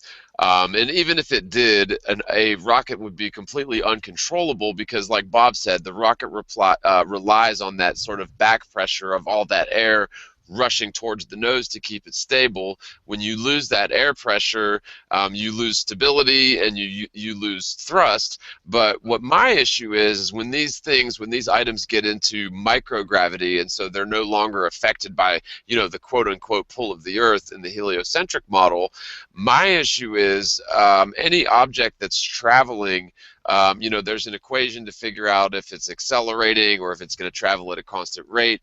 But if any of those variables in the equation drop to zero, then you essentially have no velocity. You're going to lose any momentum, velocity, inertia is going to be null and void if any of those variables go to zero. And so my question is, and then I am going to rudely sort of run and refill my little drink here, but my question is like, okay, if they're up there weightless, technically, yeah, the item still has mass, but it's weightless. How can they possibly maintain momentum or maintain a velocity or, maintain their inertia if there is no sort of value to its mass? So, and I'll be right back. I just got to go to the fridge and refill this. So maybe kick that around a bit, if I made any sense at all. Okay. Yeah, you made sense to me, and that's a very valid point, John. And so let me get back to that in just a second, but I wanted to kind of zoom in on the tail section here of the amateur rocket, apparently the world's biggest amateur rocket or whatever, and notice that it has these kind of like rudder stabilizers that are on it. Now, on an airplane, these are used for both vertical and horizontal stability, but in addition to it, like the rudder on an aircraft would have this back section kind of hinged where you could manipulate the back, the trailing edge of this surface left and right, which would obviously divert wind left and right and would have an effect very profoundly on the attitude of the rocket. So it's interesting because when this rocket goes up, obviously, due to whatever effects, it is spinning greatly, which would be, almost indicative that these fins weren't even there, because the whole purpose of these fins would be partially for vertical stability and also spin stability, therefore not having so much spin. For whatever reason, that didn't work so well. But either that, or the rocket was stationary and it was the Earth spinning. Yeah, oh, well, that was it. Yeah, 10,000 RPM. Hey, so, it's all relative, man. Remember, it's all relative. Yeah, it's all relative. So, but you don't even see these things on the NASA rockets. I guess they're just too cool to have anything like this. And also you have to wonder, how is it, whatever the spin is, that's causing it to spin like that. Which I would guess has something to do very much with the power plant inside of it. The rocket itself. No, yeah, it was drunk. So, but they don't even use that. So, and yet when you see the TV camera footage from the Saturn V, it's perfectly stable. It's not spinning around wildly, even though it has no type of stabilization fins on it like this thing does. And like I said, not that it did a whole lot of good on this, because we saw the result of how it started spinning wildly. But so they're not using any type of control surface. Therefore, one would have to assume that it would have to be by either displacing another rocket, or displacing the air via another rocket engine, or like you said, oxygen, like a fire extinguisher kind of. That always reminds me of that scene in Gravity where Sandra Bullock and George Clooney, they're blown out away from the space shuttle, so somehow he gets a hold of a fire extinguisher and starts discharging that into space, and giving you the idea, of course, that that would have some With sort a of legitimate propulsion. with a gaping hole in his mask, no less. Right? Yeah, If I'm not mistaken. yeah, I can't remember that part, but I looked at that and I'm like, oh my God, seriously. Um, but see, Yeah, they he want you holds to his believe breath. stuff like that. He holds his breath. Yeah, Yeah. yeah. Okay, and even if that was, possible without his face exploding, whatever. but, but Or his you eyes have to, boiling. yeah, or his eyes, popping out like Arnold Schwarzenegger's did when he, fell out the Mars window in Total Recall. Not a tumor. Yeah, pretty crazy stuff. So, a lot of this you have to wonder how it's supposed to work, and because you certainly don't see any jets, countering the spin or any attitude or anything like that going off, and there's no control surfaces. So it's like, what the heck is it then? Well, That's the thing that doesn't make any sense to me. from what I gather, the Go Fast rocket that's been pointed to a lot as being the highest amateur rocket ever fired, they had a very inexpensive, not innovation, but solution to this spinning. Where, yeah, that Go Fast rocket spins its butt off all the way up, but then you hear this sort of, and that's this anti-spin module kicking in, which is essentially sort of a gyroscopic set of magnets. This is an oversimplified version. It's called a yo-yo D-spin mechanism. Yeah, anti-spin, whatever, but it's to prevent the rocket from spinning when it out of control when it gets into these very super or like very lightly dense areas of the atmosphere. And so I think that NASA, spent obviously billions of dollars to come up with this sort of solution. And of course, the Go Fast rocket team put something together that's just as adequate in a smaller rocket for, pennies on the dollar, or pennies on the $1 billion, of course. Yeah, absolutely true. Compared to NASA, that is. Yep. So I noticed you guys this morning on your chat this morning, which I blissfully slept through, but you guys were up, and I loved your $1,000 bet that the ISS couldn't stay online for an hour. And they were trying so hard. I know. Because I couldn't believe the amount of people who were commenting on that video that I put out the day before yesterday, just dropping links to the ISS Live, saying, "Here it is, 24 hours. What are you crying about?" I was just like losing my mind. Like, are these people kidding me?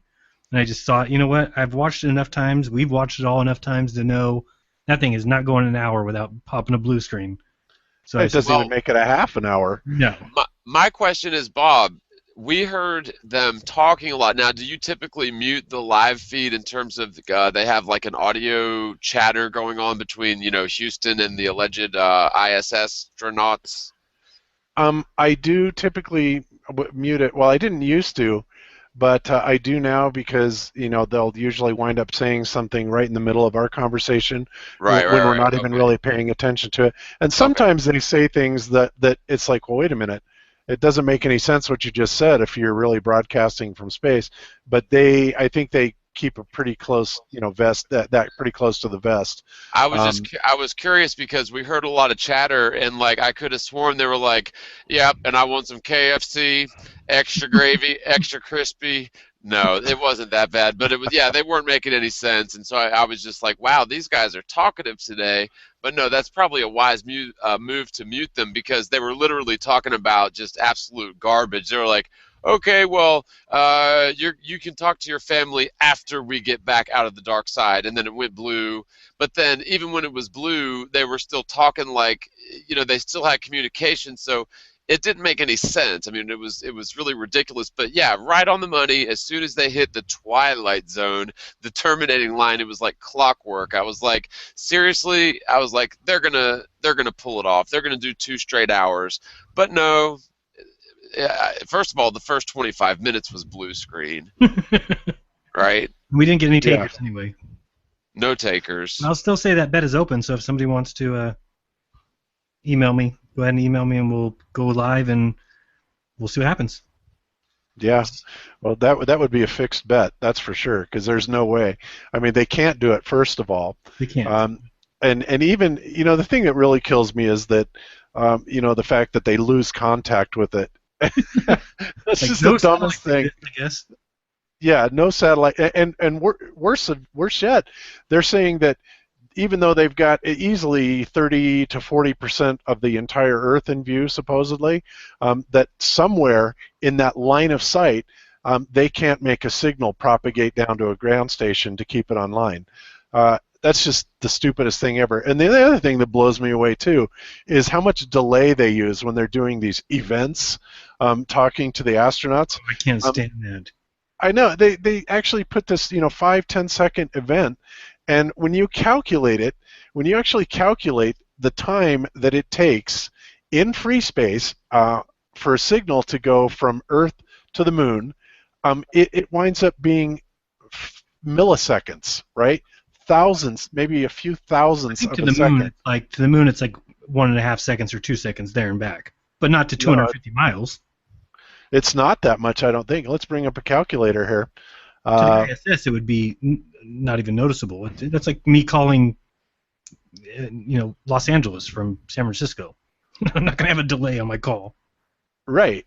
So if you take 186,000 miles per second and you divide that by 250 miles, all right? Well, you said the moon.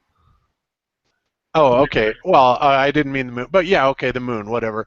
Either way, even at 200, it would be just slightly over a second. You're right, because if it's 240,000 miles and it's 186,000 miles per second, we're talking about not even quite a second and a half.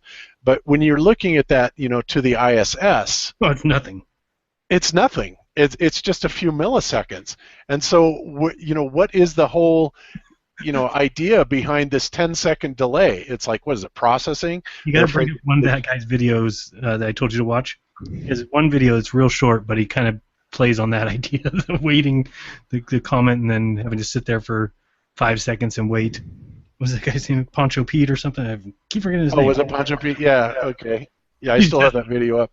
Here's one way I think about it too. I've had bosses or clients even that would fire you for being 15 minutes late for work. I've seen people be fired for not having enough fresh pepperoni pizza on the bar when I worked at CC's. I've had clients that would fire you for not knowing in real time off the top of your head what's going on with each of 20 current clients, as well as hundreds of potential clients, within a minute or two. That was part of my job, was to know exactly what was going on with all these different entities. Really, I could just look it up in the CRM within a matter of 30 seconds. But if I wasn't able to do that, I would lose my contract. I would be fired. And yet NASA, and I wasn't making anywhere near, 20 billion a year, let alone 20 billion in 1,000 lifetimes. But yet NASA, the $20 billion a year venture, gets lost in space for most of every hour. And to me, this is just a huge lapse in accountability, and whether, the Globers will say, well, it's infrastructure, or like the guy that introduced Chucky holding your money at the State of the NASA address, he said, quote, "It's hard to be NASA." And, we just give them all these passes, but in a real world situation, NASA would have been fired a long time ago from frickin' CC's Pizza. You know what I mean? So it is just ridiculous how we just allow them so much leeway, and their proof of them being in microgravity is doing bug They're things. given all leeway. They're allowed to make any mistake. There's nothing that they could do that would ever prove that they're wrong, according to those who believe in them. I mean, I've said before that if we uncovered a bunch of dirt in Nevada, and inside of under this dirt was a huge warehouse, and in that warehouse was the exact moon landing setup. Everything there still, the LEM, the cameras, nothing had been touched since that day. People would simply say, no, somebody put that there.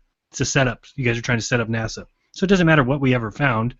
They're just going to be believed because people know what the ulterior means, which means space is fake. Yeah, well, there's no other conclusion. Yep, that's absolutely true. So anyway, so moving back to it, here's another area of allegedly Dave talking about the crepuscular waves, and also when we are looking at the sunlight from above the clouds, we still see a divergence pattern, which would not be caused by refraction, because theoretically you're above the atmosphere here, the horizon, and yet you can look at this picture very clearly and see the lighting on the clouds is corresponding to this angular, sun ray that's coming down. Now, one of the things that I think is really amazing is, again, this is shown to us, right in front of our face with the Illuminati symbol, the Mason symbol, where you have the sun on top of the pyramid. And it's basically showing us that it's very near, very close, directly above the Earth. And again, you still have this incredible hotspot. Now, one of the people that we may or may not talk about today, because honestly, I just look at these people as trolls, but his position is that, oh, well, it's just a reflection. When we see the dog cam and the sun hotspot right over the Earth, oh, well, that's just a reflection. I was like, no, this is not. That guy has obviously never taken one single art class ever. Obviously, yeah. I mean, and the rest of his that one area too. Yeah. I mean, let's go get a magnifying glass and a mirror and shine it on his neck from a distance and just tell him it's just a reflection, dude. Don't worry about it. It's just a reflection. See what happens to your neck. Yeah. When it's very clear that every time it's ever been photographed, like this, or the dog cam picture, or any number of other photographs, it's always got that hot spot, right underneath it, or reflection or whatever. But I mean, it's always present, and it indicates very much that the sun is very close. This would not happen where you would have such a concentrated hot spot, from an object 93 million miles away. And they say, well, the sun has to be 93 million miles away. It's like, really? No, I don't think so, because if you look at it by using plain old trigonometry, Pythagorean math, it's kind of like when you made the statement a while back, and when you were debating with Red's Rhetoric, and you said, well, the sun and the moon are basically 3,000 miles up, and then he came out with this video where he had his observer in Florida and he's in California, and they each took this measurement of the sun angle, or excuse me, of the moon angle, and then did all this math and factored in the curvature of the Earth, and lo and behold, factored in the curvature. That is a big thing right there. They found that, oh, lo and behold, gee, look, Juranerism is a moron because the moon's 240,000 miles away. And of course, TJ turned that right around and said, okay, but if we do that exact same calculation, on the observed moon, and we omit the curvature of the Earth hypothetical number, it comes out that the moon is about 3,400 miles away. And then, of course, obviously, since the sun and the moon are clearly the same size in the sky, whether or not you want to accept that the sun is allegedly 400 times larger and 400 times further away, the bottom line is what we see and observe of the sun and the moon is they are the same size. Therefore, if you take the exact same experiment and you do the same angles on the sun, same observations, apply the exact same trigonometry, guess what? The sun comes back at somewhere between 3,000 and 4,000 miles, depending. But the bottom line is it's not 93 million miles away. And taking that even a step further, something that Brian, the dude that did the whole $5,000 NASA Eclipse Challenge, and we talked about this earlier, Jaron, but the number that he came to using all sorts of real data was the really close, if not exactly, the alleged axis, or I'm sorry, the radius of the Earth itself. And so what it appears that they've done is they've taken the actual, or at least the apparent distance to the sun, and called that distance the radius of the Earth. And when in doing so, it really helps to sort of perpetuate their numbers, because you're dealing with essentially 4,000 miles in either direction, if that makes any sense. Even though the sun is much closer, it's obviously not 93 million miles. The Earth obviously is not a sphere, it's a plane. But in order to support their spherical model, they just use the distance to the sun, and it sort of works with the radius of the Earth. I just thought that was very interesting. That, and even Dr. Robotham, I believe that the figure that he used in his book was just shy of 4,000 miles in terms of the distance to the sun. Now, to me, that is a little bit of a slippery slope, because there may be a difference between where we on the ground apparently reckon the sun to be and where the sun actually is. And one of the reasons I believe that, at least in terms of the moon, and you guys, I believe you all agree with me that high altitude footage of the moon, it always appears very small and faint, yet from the ground a full moon is very brilliant and bright and exactly the same size as the sun. And so what that tells me is that at least the troposphere, or whatever's between our eye and the moon, is magnifying the moon a great deal and almost making it look vertical. I mean, we always see the moon as a vertical disk, but I don't think that necessarily means it is a vertical disk, if that makes sense. Yeah, it does make sense. Absolutely.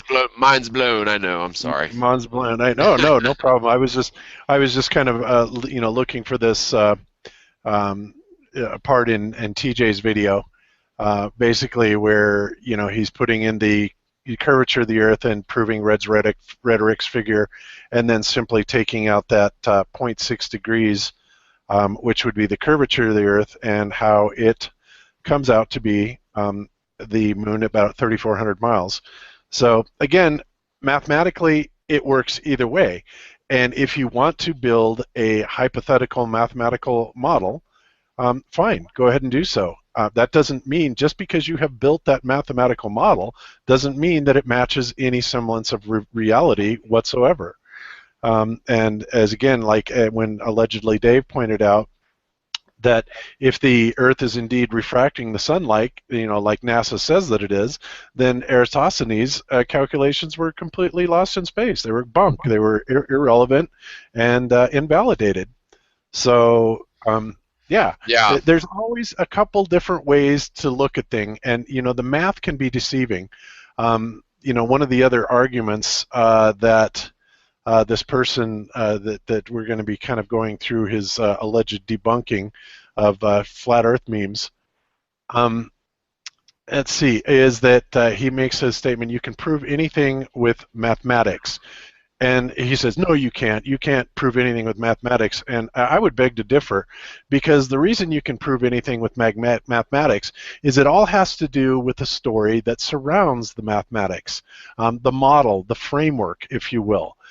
Mathematics can actually be used to prove directly observed phenomenon, but it can also be used to prove something that is entirely fictitious, simply in the way that it is told. And I kind of want to tell this story again. It's a very brief story, but I've told it before. But this is just an example of how mathematics can seem very credible. However, when it is framed in a story framework, you can see very clearly that there's something wrong with the mathematics, even though when framed in the particular story, there's something wrong with that. And I'm, of course, referring to the famous three men who go to a hotel story. I'm going to tell that really quick. So three men go to a hotel, and they need a room for the night, and there's only one room left, and they go up to their clerk and they say, we need the hotel room. We know there's only one left, so we'll take it.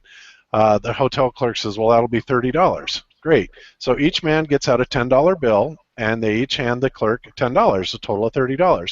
Well, then they go up to their room. After that, the hotel clerk discovers that the room was on sale for actually $25 for that night, so he summons the bellboy, gives the bellboy 5 $1 bills, says go up to these three men's room and give them back their money and tell them that we made a mistake. So the bellboy goes up, knocks on the door, the first guy answers the door, and the bellboy says, sorry, your room was only $25, here's $5 back. And the guy says, well, we can't really split this up evenly, so we'll just give you a $2 tip and we'll each take $1 back. So he gives the bellboy the $2 tip. He keeps $1 and he gives a $1 back to the other two men. So when we look at this, we know that whenever you shell out a $10 bill and you get back $1, you have shelled out $9. That's obvious, right? So if each man shelled out $10 and got $1 back, that means that each man shelled out $9 apiece. So 9 times 3 is 27. They gave the bellboy $2. That's 29. What happened to the other $1? Right? So you see the problem there is not looking at it from the story point of view. It validates the math, because we all know that if we give somebody $10 and they give us $1 back, then we spent $9. It's there's no arguing with that. But we know that something is amiss because there's $1 missing here. But see how it's been cleverly covered up in the way that the story has been told. And this is exactly what NASA does so many times. So I just kind of wanted to throw that in there for your comments. Well, jumping back real quick, and I'll try to comment on that, and that sort of went, but I think I understand what you're saying. But in terms of the we were talking about crepuscular rays, and I think of this, and we were always taught in school that sunlight comes in at parallel lines. Right, and on a local level, that's true. I mean, if you're standing outside, or let's just say you're standing in a room or an outside area with a bunch of columns, the shadows from all those columns locally to you, and trees and everything, and your shadow, all those shadows are going to be parallel lines. And so, it is sort of an astute observation that, the sunlight is coming in at perfectly straight parallel lines, but that's on a very local microscopic level in terms of the Earth as a whole. Now, if you were to instantly travel, east 500 miles, then you'd notice the same thing. However, if you were to triangulate, based on those two shadows at the same time, you'd notice that no, the sunlight is not coming in at parallel lines. It's coming in from the direction of the sun relative to your position to it. And so it's that sort of, it's almost like, I don't know, I wouldn't call it stupidity, but I would just call it almost simple-mindedness to assume that since we, on the very microscopic level in the grand scheme of things, see parallel lines or parallel shadows cast by the sun, to assume, therefore, that all sun rays are coming in at parallel lines. And that's the sort of assumption that Eratosthenes used, but of course he assumed that the Earth was a sphere. But again, going back to what allegedly Dave had mentioned, is that again it's sort of a checkmate situation, because you can't have your cake and eat it too. So I think it's great that he pointed that out. And did you guys? I had noticed on Facebook that he is either getting ready to, or maybe he's already done, some sort of a pretty mainstream show, like a TV show in Macedonia, or something like that. Did you guys notice anything about that or hear? No, Not me. Yeah, supposedly he's going to be doing some sort of a mainstream, either a debate or a presentation of the flat Earth, and I just sort of very endearingly and humbly begged him to please just ixnay on the drinking piss just for that, just for this show, just for the one show. But hey, each his own. He can say what he wants to say, obviously. Just a humble request. But yeah, that was going back to the whole thing with crepuscular rays, and I think that it's also probably very possible that we're seeing one set of convergent rays when we're down here in the troposphere, and if you go up several thousand feet, you're seeing an entirely different set of convergent rays. I think that I'm leaning more towards that the sun, as opposed to being a physical, tangible, perfectly understood object, is more of a subjective object that really depends on a lot of things, including your altitude, what spectrum you're looking in, and I'm totally convinced that it's not, helium and hydrogen undergoing this theoretical atomic fusion process, which is just theory. But what was the question? There was an original question, and I had to get back. I wanted to jump back on that because I'd actually made a note and I wanted to make that point. So, but what did you originally say, Bob? I'm so sorry. I think I was originally talking about how mathematics could be, factored into anything, and necessarily. His statement where he said you can prove anything with mathematics, or he says the flat earthers are saying that, and he's saying no, that's not true, and I'm saying yes, it is true, and the reason it's true is because of how you can put the mathematics or the question into a certain framework, and that's what led me to the whole three guys in the hotel thing. So yeah, it basically comes down to his statement where he says we're saying you can prove anything with mathematics, and I would agree with that, that you can prove anything with mathematics, even fiction, provided it is true. Yeah, it doesn't mean that it's absolutely true, even though the mathematics, behind it, just like the three guys spending $9 a piece and tipping the bellboy $2 comes out to $29. Well, there's obviously a problem there, but it was framed in such a way that it kind of supported the lie. So that was my point and rebuttal to him. My only thing would be is that mathematics can absolutely describe reality, and it can describe scenarios, but in terms of proof, I think that you really have to go to physical experiments to prove something. Mathematics can make something seem to be theoretically viable. I agree 100%, John. Yeah, and that's exactly what I am saying, that yes, it can prove things in that sense, but it can also be used to quote-unquote prove something that is completely fallacy. Yeah, orbital mechanics, they can that's proven with math. Great. It doesn't mean that it's possible. Well, what about E equals mc squared? That's a beautiful, simple theory, but when are they going to accelerate some tangible amount of matter to the speed of light squared? It's never going to happen. Therefore, it's pseudoscience because you can't demonstrate it or falsify it. It's just another one of those things where we put these highly esteemed quote-unquote geniuses on a pedestal, and the scientific community just follows along with them because that's what they're ultimately controlled to do. I mean, it's just the same exact thing with the American Dental Association pushing fluoride. The same exact thing. It's just the scientific community following the herd and following the funding. Same thing goes exactly right.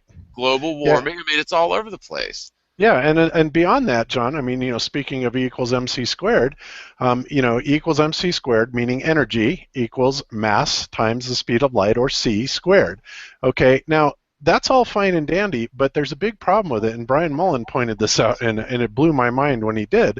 But when you think about that, it's like, first of all, we know how much energy there is in sunlight. I mean, terawatts, gigawatts, I mean, ungodly amounts of power can be harvested from sunlight, and yet it's a wave. So the wave, whether they say that it's part particle and part wave, sunlight is arguably mostly wave, which means that it really has no mass, or no mass as far as anything that would be calculable that could actually bring any truth to the equation of E equals mc squared.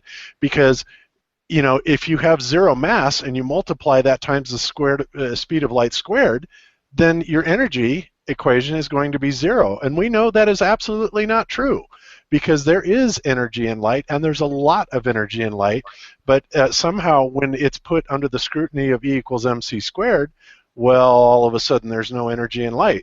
So, gee, there's a problem there, right? That's really interesting, and one thing that I would just add, and I'm sure Jaron has plenty to say about this too, but I think that we often misunderstand light fundamentally, and not to profess to you guys, because I know I'm preaching to the choir on this one, but by the time we experience light here in the in the tropoplane on the ground, it's a different thing than it was when it left the sun, whatever the sun is. That light, these electromagnetic electromagnetic waves have passed through all sorts of different media and barriers, and essentially has diffused into the visible spectrum, and apparently very much excites the atmosphere. It makes it glow bright blue when we're talking about sunlight, and it actually, you get a byproduct of that light, which is heat energy. And of course, that's the whole theory, but what we think of as light here on the ground is something completely different to what light actually is. We're used to experiencing the side effects of light, which again, that's sort of this excitement of the atmosphere, heat, the bluifying of the sky, and all of these wonderful things that are very much taken for granted, but also very kind of cool to study and understand. But at the same time, we tend to take those sort of earth-based understandings of light and try to apply it to what's going on in, say, the astral plane. And I think that it's premature to do that. I don't think that light up in those high altitudes is necessarily bound to the same sort of laws and conditions that we have here on the ground. Yeah. Yep. Yeah, very true. So, okay. Wow, I lost my train of thought. Where was I going with this? Sorry, That's my okay. bad, man. Oh, well, no, it wasn't your fault. I was actually kind of getting caught up in the chat, trying to figure out what was going on in the chat. But I'll let the mods handle that. So anyway, so getting back to Neil deGrasse Tyson's and D. Murphy's information on it. Gosh, I wanted to go back and get to some of these questions like the microgravity. And also, okay, yeah, let's go back to his question of how are we even breathing right now?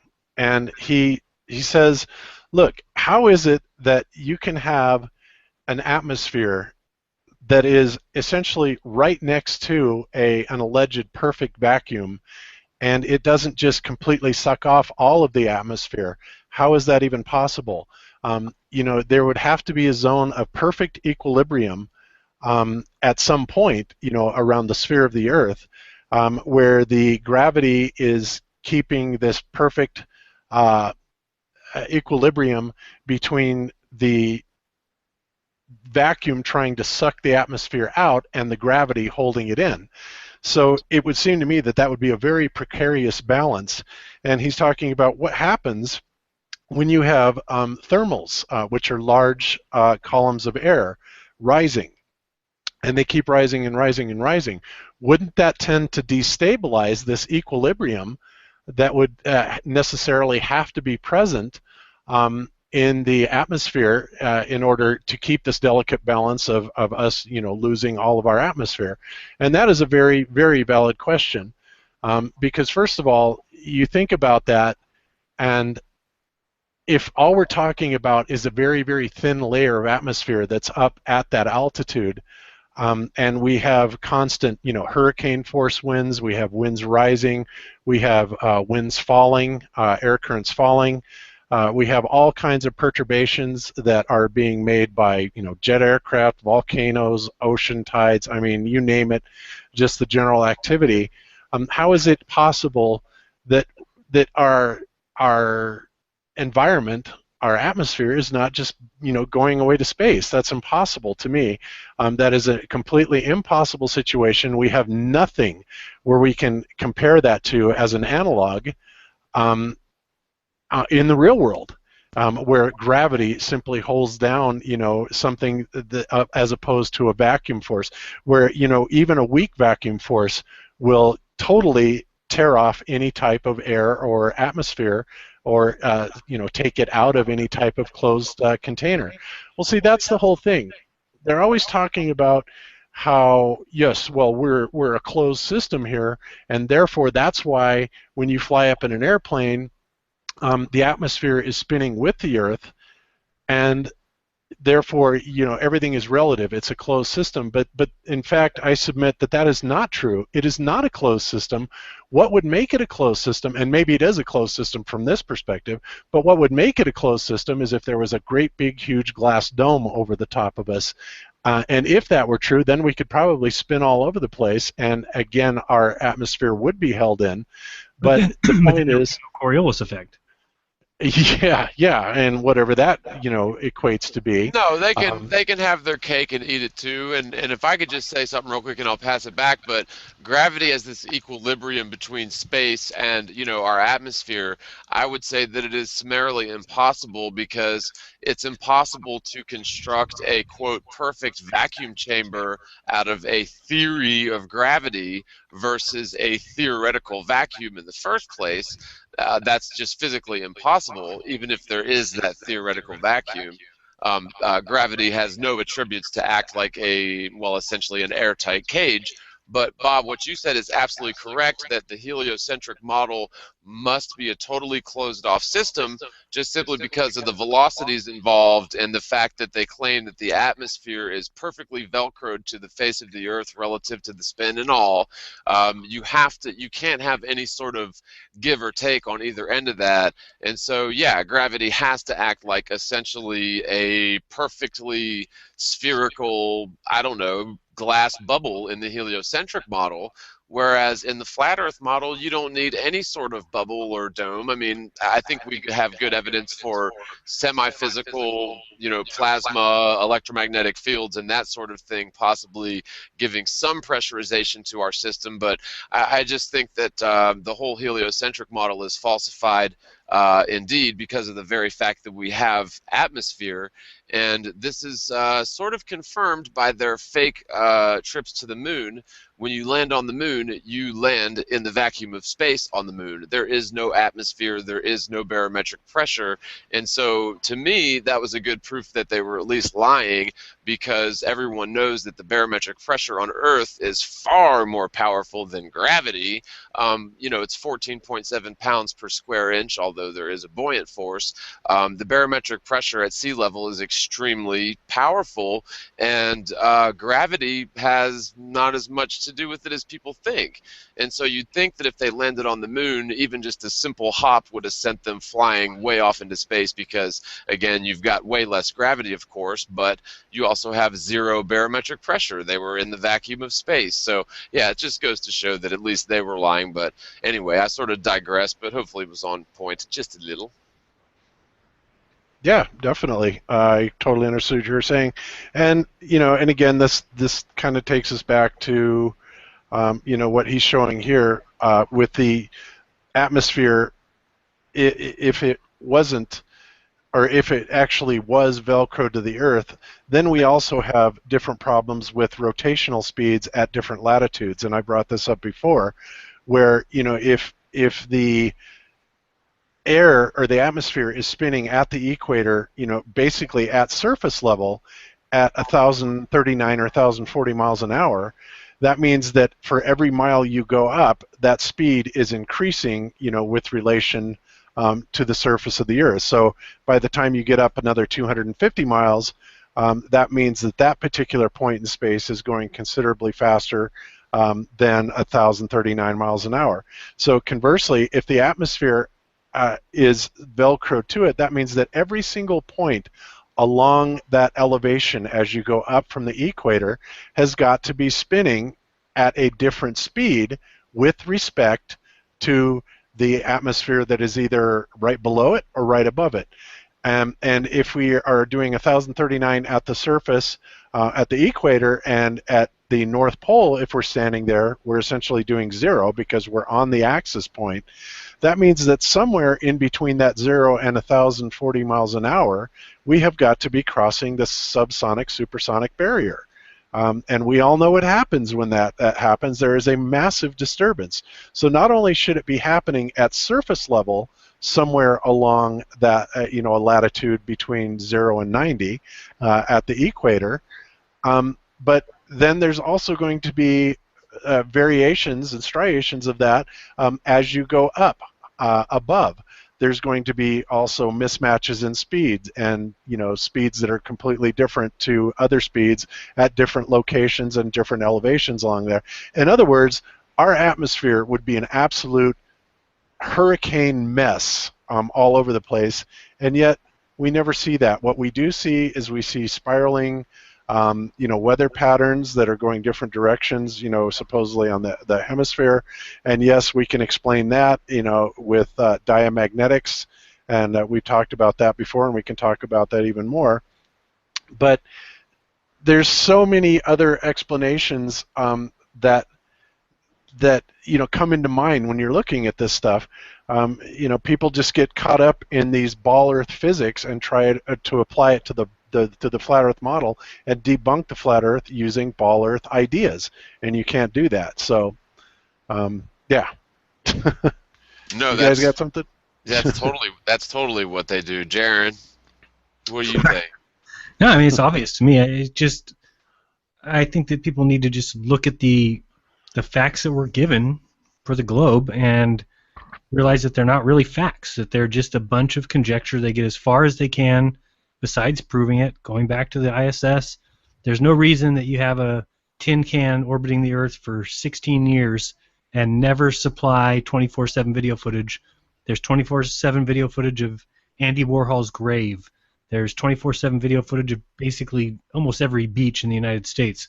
You could find a 24-hour video footage of anything, the panda cam at the zoo, but not of the Earth, because it goes on the dark side or because they can't set the aperture right on the night side. Like, you can't get two cameras and program one for night and one for day. It's just ridiculous, and we just keep letting them get away with it, They never have to prove anything, and yet people want to fight on their behalf when they don't prove anything. I mean, why can't we see a live camera from one of these satellites as it's deployed and get to see it go out and get into its little position and stay there and start orbiting with the Earth? And why can't we see one of the cameras or the telescope that they send out 1,000,000 miles to the sun? They don't think people would want to watch that? It's just ridiculous to see all the planets as they're orbiting. I mean, nothing that they claim is ever proven. It's just conjecture, and they get away with giving you the least amount of information possible so that you just have no choice but to believe it. Well, I always go back to Murphy's Law, which is, I mean, I've been on this world for 35 years now, and one thing that I've learned is Murphy's Law is definitely the case. And some people are luckier than others, but essentially Murphy's Law is that on a given time span, eventually anything that can go wrong will go wrong. And if you apply Murphy's Law to the ISS, which is a very expensive, precarious, beacon of civilization, I mean, that's like, that's the best of the best technology, allegedly orbiting the Earth. But allegedly, you've got all these satellites, you've got space junk, you've got meteoroids like little shooting stars, you've got things the size of grains of sand, pebbles, or even baseball size and larger. And it's not a matter of if the ISS is going to get hit with even, say, a pebble-sized meteoroid. It's a matter of when, because they're supposedly in the thermosphere. There's lots of stuff, coming and going and orbiting all sorts of wild velocities, allegedly, according to them, that eventually it's just going to happen to where one of these super high velocity, and again, weight isn't that big of a deal when you're talking about high velocity. I think force is tripled with speed, if I'm not mistaken. And so, I'd much rather be hit by a 10-ton truck at 1 mile an hour than to be hit by a 1-ounce pebble at 10,000 miles an hour, right? Because that pebble, or even say, up to 50,000 miles an hour, if you're talking about relative speed, contrary to the ISS, eventually something like this is going to happen. And it's just really amazing. They've been very lucky. They've been blessed. I mean, they should really be like, every second they're up there just counting their blessings that nothing has ever happened up there. But the reason that it just becomes so phony is that they don't take any sort of safety protocols that would be 100% necessary in reality. Yeah. And another thing about that, John, also is even when they supposedly, allegedly do get hit by a micrometeorite that causes damage to the station, and the only time that I'm aware of this ever happening where where it was actually made a lot of press was like 2 or 3 years ago. And what was funny about that was every space agency that had a dog in the race basically up there gave pictures of the the solar panel that actually got hit, right?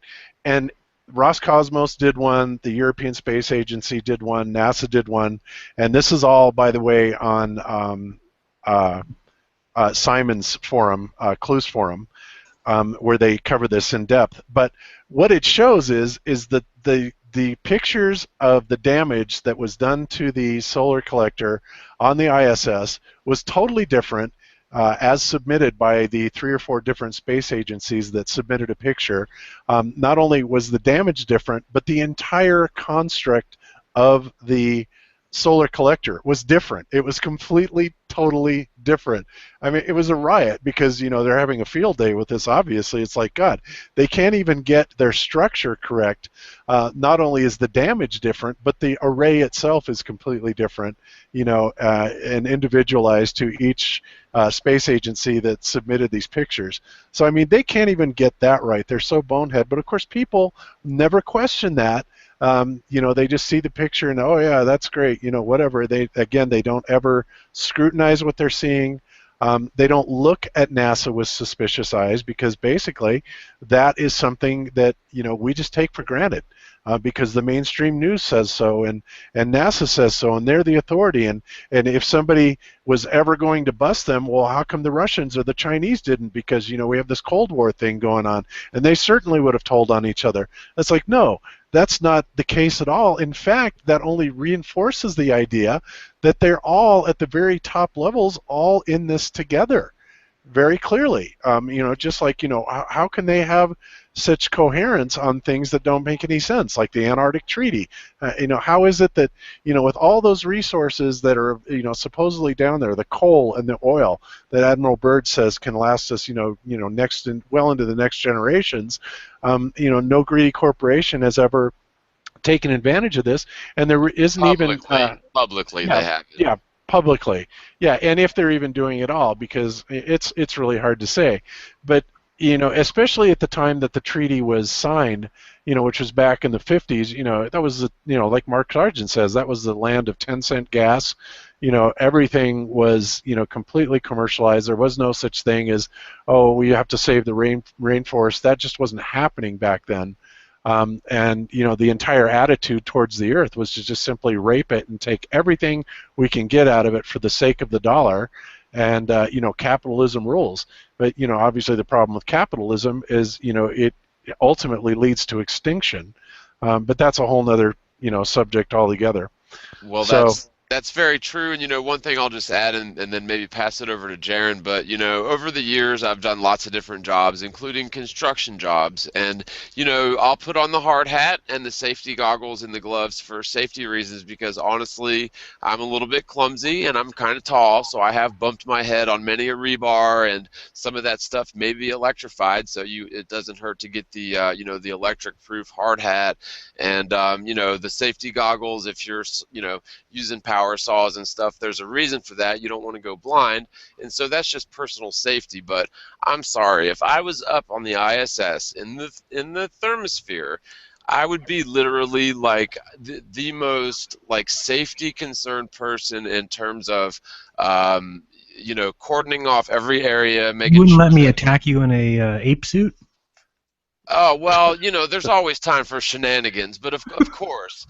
But you just look at the blatant disregard these people have for safety, and you know, you could argue, well, the space station is very, you know, it's a good structure, nothing's gonna hurt it, but you'd still want to be just extremely overly cautious because even a minor problem up there could be catastrophic to everyone, and really like. Honestly, if you've ever been in any sort of dangerous situation, and I can remember, and I think I've mentioned this before, but the most dangerous situation I've been in is we were hoisting up I think it was either a ton or a 2-ton giant granite block on top of these two columns at a school, and there was like 4 or 5 of us that had to stand under it, as it was slowly craned down and guided it perfectly flush into place. And it took us, from the time that we had it overhead, like an hour or so just to get that thing perfect. And that's because people take their lives pretty damn seriously. But it just seems like, all the footage from the International Space Station, that sort of, constant vigilance, that constant sort of always in the back of your mind fear, or the possibility of something going wrong, it just isn't there. And to me, from just looking at this from a psychological standpoint, just studying people, or I guess maybe that's anthropological, I don't know, whatever, but you know what I mean. They're just lacking that sort of safety concern that you employ that sort of stuff on any sort of job where you could potentially hurt your eye, or put a hammer your frickin' thumb, for example, right? Mm-hmm. Oops, sorry, I was muted. Yeah, absolutely true. So another thing, going back to this, I'm kind of going down this list, and I'm debating whether or not, Jaron, you know who I'm talking about on the Flat Earth memes. But I have to say something about this. I'm debating on whether or not I want to bring this guy up, and the reason for this is because I have noticed that when you bring up trolls' names or people that are just doing crazy crap altogether, for whatever reason their sub count goes up, and then he's already made the response to us that, oh well, as soon as you do your debunking of my video, I'm going to come up with this debunking of your debunking, and it's like, then it turns into this pissing contest, and it kind of reminds me of what was going on like between you and Red, and ultimately, like I've said before, I don't really see a whole lot of purpose in that. Did somebody say pissing contest? No, I'm kidding. Yeah. Oh, jeez. So I mean, I want to address these issues, some of them, but well, maybe we'll just write them down and do them next week or something. Well, I already have them written down, and so I can talk about them for sure, and we've already actually addressed a couple of them. But one of the things, number 25 on this list, was gravity is just a theory, and as it was pointed out, and I noticed that Antonio did a hangout with this other clown. Let's just put it that way. And Antonio Montoya, you killed my prepare to die. Yeah. Antonio Suvarats did this hangout with another guy who I think is very vile, and I don't really want to mention his name or bring any light to his channel, because this is exactly what these trolls live for. But what they were saying essentially is that theories were absolute scientific fact. It's the best that we have. Theories are fact. They're not theories. They're not conjecture. And that to me, that's so ridiculous. It's beyond belief. I mean, let's look up the definition of a theory. Okay. Even a scientific theory, as they want to call it. Yeah. Whoops. How did I get there? Yeah, and I believe in some people's eyes it's synonymous with a law or an immutable fact, right? Yeah, exactly. Yeah, and they seem to think, okay, so a supposition or a system of ideas intended to explain something, especially one based on general principles independent to the thing to be explained. So let's actually go to dictionary.com. Well, you can look right there where it says a set of principles based on. Let me just go back. But okay. Well, it's saying. And then two, it says a proposed explanation whose status is still conjectural and subject to experimentation. Okay, but even in the first definition, a coherent group of tested general propositions commonly regarded as correct, but not saying proven as fact. So, and then what were you saying before on the last one here? Well, it says a set of principles on which the practice of an activity is based. So if you're basing it that way, yes, okay. So everything about the universe and the way it all works is based off gravity. So, yeah, if you're going to go down that route, well, sure, yeah, gravity's proven because you need it to be true for all your other bullshit. As soon as you take a step back and realize, well, what if we erased gravity? Well, then the Earth's not even a ball anymore. So that's why they have to call it a fact. Because if it's not a fact, well, then the Earth might not be a ball. Right, and in fact, it is a theory. Even here, it talks about gravity is most accurately described by the general theory of relativity. Again, proposed by Albert Einstein. Incorrect. Proposed by Albert Einstein's wife. And I can't stress that enough. Einstein was a clown who did nothing. He was nothing more than a Hollywood icon. He was not anywhere near as smart as people like Nikola Tesla or James Clerk Maxwell or anybody like that. He was simply a puppet that was, promoted by the elites. Scroll down. Anyway. Okay. If you read. Okay. Well, what I was going to say is even just recently, that whole so-called proof of gravity waves with the LIGO interferometer where they saw the dual black holes, really what that was, if you break it down in summary and just shoot two quick words, they saw a blip on a chart, and they convinced themselves that it was gravity waves. That's all that was, and then they made a beautiful CGI image to prove it. But the point is if gravity is this known law as opposed to this very bizarre and peculiar theory, then why the big kerfluffle about it? What's the big deal? Why are they making that announcement that they've convinced themselves that this blip on a chart is a gravity wave from 3.1 billion years ago? Right? Yeah, exactly. And I can sum that up in 10 words, Morgal, how their whole LIGO thing was. And those 10 words are this: a long time ago in a galaxy far, far away. Okay. Anyway, Jaron, what were you going to point out on this? No, that was it. I mean, I've always brought it up before, but just the line starting with that it's the weakest of the four fundamental forces, but then it talks about it being...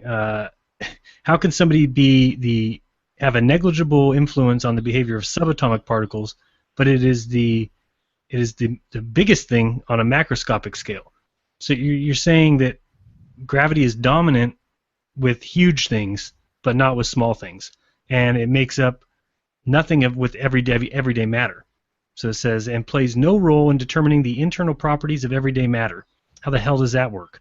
On the other hand, gravity is the dominant interaction at the macroscopic scale and is the cause for the formation, shape, and trajectory of astronomical bodies. It is responsible for various phenomena observed on Earth and throughout the universe. See how they get away with that? How is that a definition? It is responsible for various phenomena observed on Earth and throughout the universe. Basically saying, we're going to use this whenever we damn well please, and you better accept it.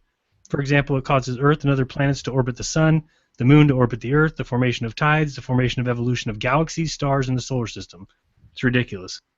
Yeah, and even Newton acknowledged that it was a theory when he came out with it, and as his theory of gravity, he fully acknowledged that, and it has never been proven anything other than that since then, until of course you want to consider LIGO's little announcement 2 months ago. That they have just discovered gravity waves from a long time ago in a galaxy far, far away. So it's silly, and I think we did a very good job in debunking that, and we're not the only ones that went through that and debunked it. I love Theoria Apophysis, Ken Wheeler's definition of that and debunking of that. And also, I tend to agree with what he says, as well as James Clerk Maxwell, as what we're perceiving as a gravitational effect is actually an electromagnetic effect that relates to the dielectric inertial plane that is resultant out of a magnetic field. That dielectric, God, I keep saying that, dielectric inertial plane is in fact, in my opinion, the circle of the Earth that we are inhabiting, and then we have the toroidal structures that are above it, and technically would be below it, and I think maybe the toroidal structures below it are representative by the tortoise and the elephants in Vedic cosmology. So just a thought on my behalf, but and certainly not provable. I'm going to call it what it is, a theory or an idea. I said this earlier on our little live feed that I don't even go as far as anymore to say gravity is fake, because too many people call what the action is of an item falling back to Earth, call that gravity. So, okay, if you want to call that gravity, then I will agree with you. Now, where I draw the line is anything outside of the Earth. Anything, what goes up must come down. I agree with you. Call it gravity. Drop a pen, call it gravity. It does not mean that the moon is falling towards the Earth. It's ridiculous. Who came up? Who says that? Where are you going to just say that from? How are you going to say we go around the sun because of gravity? Can't say that. Where's your proof of that? Well, and see, the thing is, though, is that we really have to have a fundamental change even in the vernacular, because gravity itself has a lot of sort of underlying pre-programmed understandings behind the word.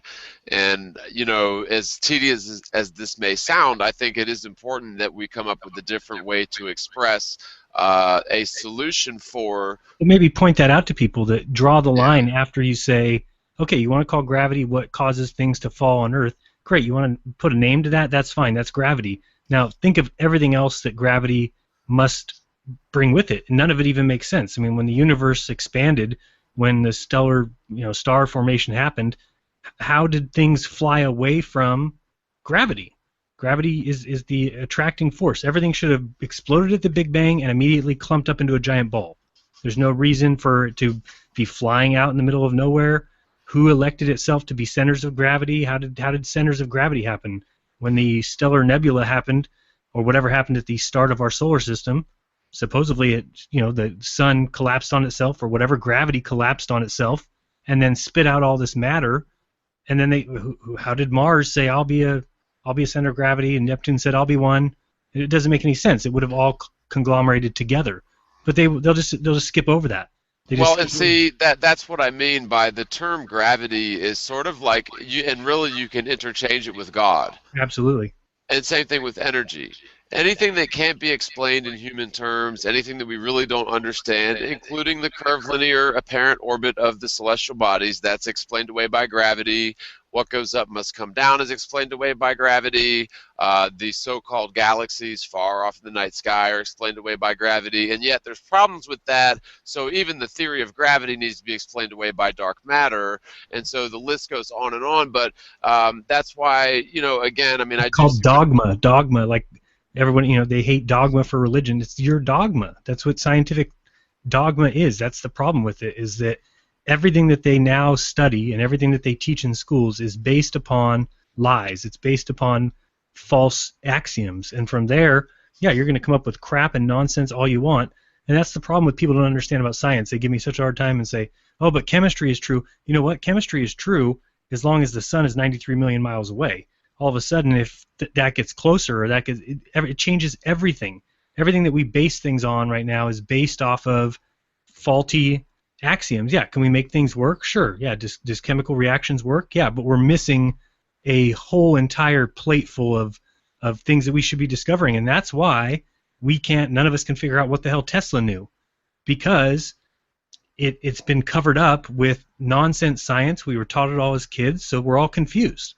It's impossible for us to even fathom things the way that they thought. And believe me, if there was any books written in 17, 18, 1900 about this, they've been burned. They've been hidden. They may leave a couple out, but again, Rowbotham's book gets left out, maybe on purpose. Some of those things to me just seem like they're a little too easy. If this is the deception we say it is, I think that they're hiding the ultimate truth. Somebody wrote me an email yesterday talking about, hey, I know you keep talking about them building stuff under the earth, but they allow that. It seems like it comes up a lot. Like, do you think that they're building stuff in the oceans? And and things like that are interesting to me, because I start to think, what? We don't hear shit about the oceans, and NASA is always training in the water, and NASA is always training for all fixing things in the water. So you start to hear things like that, and I just think whatever they're hiding, they're really hiding well, not just kind of putting it out there for everybody. Well, and in terms of Zetetic and Rowbotham, I certainly don't agree with that author on every point. But the reason I think it's such an important book is to prove, at least to those who claim that, this debate was settled 500 years ago. I mean, that book right there is pretty good proof that assertion is incorrect. Now, the other reason I like the book is because there's a lot of very basic, fundamental, repeatable observations that really anyone can make that, to me, are very good disproofs of the heliocentric model, and very good proofs and That's arguments. a good point. And one of the things that he did that a lot of other guys didn't do is he spoke. And when you speak out in public, you're securing at least that part of your what do you call it? I don't know, your remembrance or whatever. You're at least making sure that can't go away. When you just write a book, it's easy for them to get rid of the book. But when he spoke a lot. He spoke at a lot of town hall meetings and actually got out there. So he started showing up in newspapers and things that they can't go back and actually correct. So, I agree with you on that. I do think that the book is filled with stuff that we were able to test and verify. The only thing I think in that whole book that has still got me a little bit lost is this whole explanation of the southern stars. But I think he was on the right track. Yeah, and again, I don't agree with him on a number of issues, but that isn't to say that the majority of the observations and the measurements and really repeatable experiments and a lot of the debunkings that he did in terms of globe Earth proofs was just so well done. There's no point in reinventing the wheel because most of that stuff I can point to and totally agree. Now, when he gets into things like reflection of the moon or even some of the more biblical stuff, that's not really my cup of tea per se. But as a whole, it is a scientific, objective book full of observations and repeatable experiments. So in that regard, it's at least an important landmark to show people that, this was not settled back at, 500 or 1,000 years ago. This was debated throughout history, and it just seems as if the heliocentric model somehow won out because there was, or appears that there was, some type of a nefarious agenda to trick people into thinking that we live on a globe at some point. Now, the main reason that I think that the main motive for this is to really just keep us from wondering what's beyond. Because if what's beyond is just, Antarctica, and beyond that is just, an ocean on the other side of the world, then it's just pointless. It turns the whole thing into a pointless sort of never-ending rat's maze, if you will. Whereas if you start looking at different flat Earth models, there's more possibility than just Antarctica being, a little dead end at the bottom of the sphere. And so in that regard, there was this motive, even back in 1865. That's another thing, too, because I often find myself wondering, how long has this lie been pushed as factual? And it seems that at least in, when Dr. Robotham was growing up, the globe Earth was being taught as factual. And you see other works, Ptolemy in 100 AD was using a geocentric model. So, there's room for debate here. And I think one thing that you've talked a lot about, Jaron, is that history is not as concrete as we necessarily think. I mean, it seems as if history is very much malleable, especially when it is, well, of course, always written by the winners, right? Absolutely. No, I think history is nowhere near cemented at all. Yeah, absolutely true. So, all right, so I kind of want to take a slight detour from this, John, and we've been talking about this particular subject for the past couple weeks, and I don't know how much you know about it yet, but I'm going to kind of bring you up to speed about something that Brian Mullen and also Crow 777 both announced, and that's basically I've seen that. I've also that they have a belief now that the mesosphere, as he's putting right up here, is actually, or this area of space, is actually water. He has come straight out and asserted it. Crow has also made the very same assertion. He's basically saying that roughly here it's in the mesosphere that he thinks this is happening. So we will put that there, and then Crow also makes the same announcement. I'll play this real quick. So I have spent years now looking at the lunar wave footage, looking at space, realizing that nobody is going to the moon, nobody is going above what we call low Earth orbit. So I'm here to tell you that I have come to the point of looking at the encoded memes, movies, and everything else, and I believe space is very likely liquid or water. Okay, so there we have it. So we have the two of them basically coming out with that. I started looking at his information about the lunar wave and kind of trying to see it in the perspective of, that the lunar structure, whatever it is, whether it's crystalline or whatever, that wave that seems to go across it looks like very much like it is a very high viscosity type of water. And then, ironically, somebody pulls up and sends me this video, which I had actually seen before, but I kind of glazed it over. But he wrote this book about it. He's a professor of bioengineering at the University of Washington, Gerald Pollack, and it's interesting because he has come out with this book that's describing water in a fourth phase, which is kind of a high viscosity, gelatinous type of water. Sure. And that blew my mind. Yeah, that's what I was. That was actually what I was going to ask. And in terms of water, what Brian Mullen's saying, and I've watched basically all his stuff, so I am familiar with Brian Mullen. I like his work. But are we necessarily talking about like dense liquid water, or some form of water vapor, or something even more exotic, like you're alluding to? Well, I think that it's all probably a structure of water. At least I'm going to kind of go with that assumption. But this particular state of water, the fourth phase of water that he's talking about that it is very prevalent in our bodies, obviously, and when we're born, our water level in our body is nearly close to 90%, and of course, as we grow old, it depletes down to around 60%. And he says this particular type of water is a highly viscous, almost like a gelatinous type of water that's not necessarily on the verge of freezing, even though that is one good way to describe it. But it's like a heavy type of water that this fourth phase actually occurs very naturally, especially in our body.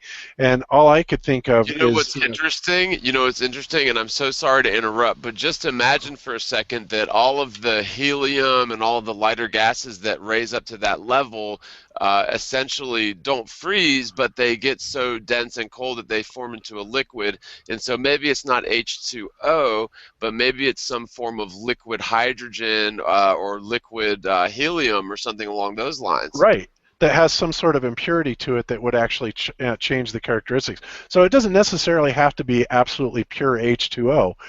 There could be some other chemical in it. For example, when we were talking about the old water trick that NASA does, where they're basically bouncing around a bubble of water, well, somebody sent me from a magician's site how you can actually make this thin membrane that will give you the same general appearance. And you put in a couple drops of this chemical, and I can't remember what it was, I'll have to dig up the video, and then boil it and let it settle, and then basically it forms this kind of cellular film that you can encase water in, and it looks like it's just this water bubble that's floating around in space, and it's very likely what NASA is using, something like that when they're doing their little tricks, with water and whatnot, if it's not entirely CGI. But we also have to keep in mind that NASA has much more than just CGI and stop motion stuff like that to fool our minds. We have the general magician's tricks that have been around for centuries, where they basically create an illusion by sleight of hand or some other methodology. There was a trick that I used to do, and it absolutely convinced people. They thought I was possessed or something. It's funny, and I'll let you in on this little secret. But if you take a little bit of a chemical, mercury HgCl2, mercury bichloride, okay? And if you touch it on your fingers and you take a piece of aluminum foil and you fold it up, just the chemical reaction with the mercury bichloride, the HgCl2, on your fingers will literally cause that foil to burn up. And so what I used to do, especially back in the day is I would do that in, I did a little bartending back in the day, and this is one of the favorite tricks I used to like to pull.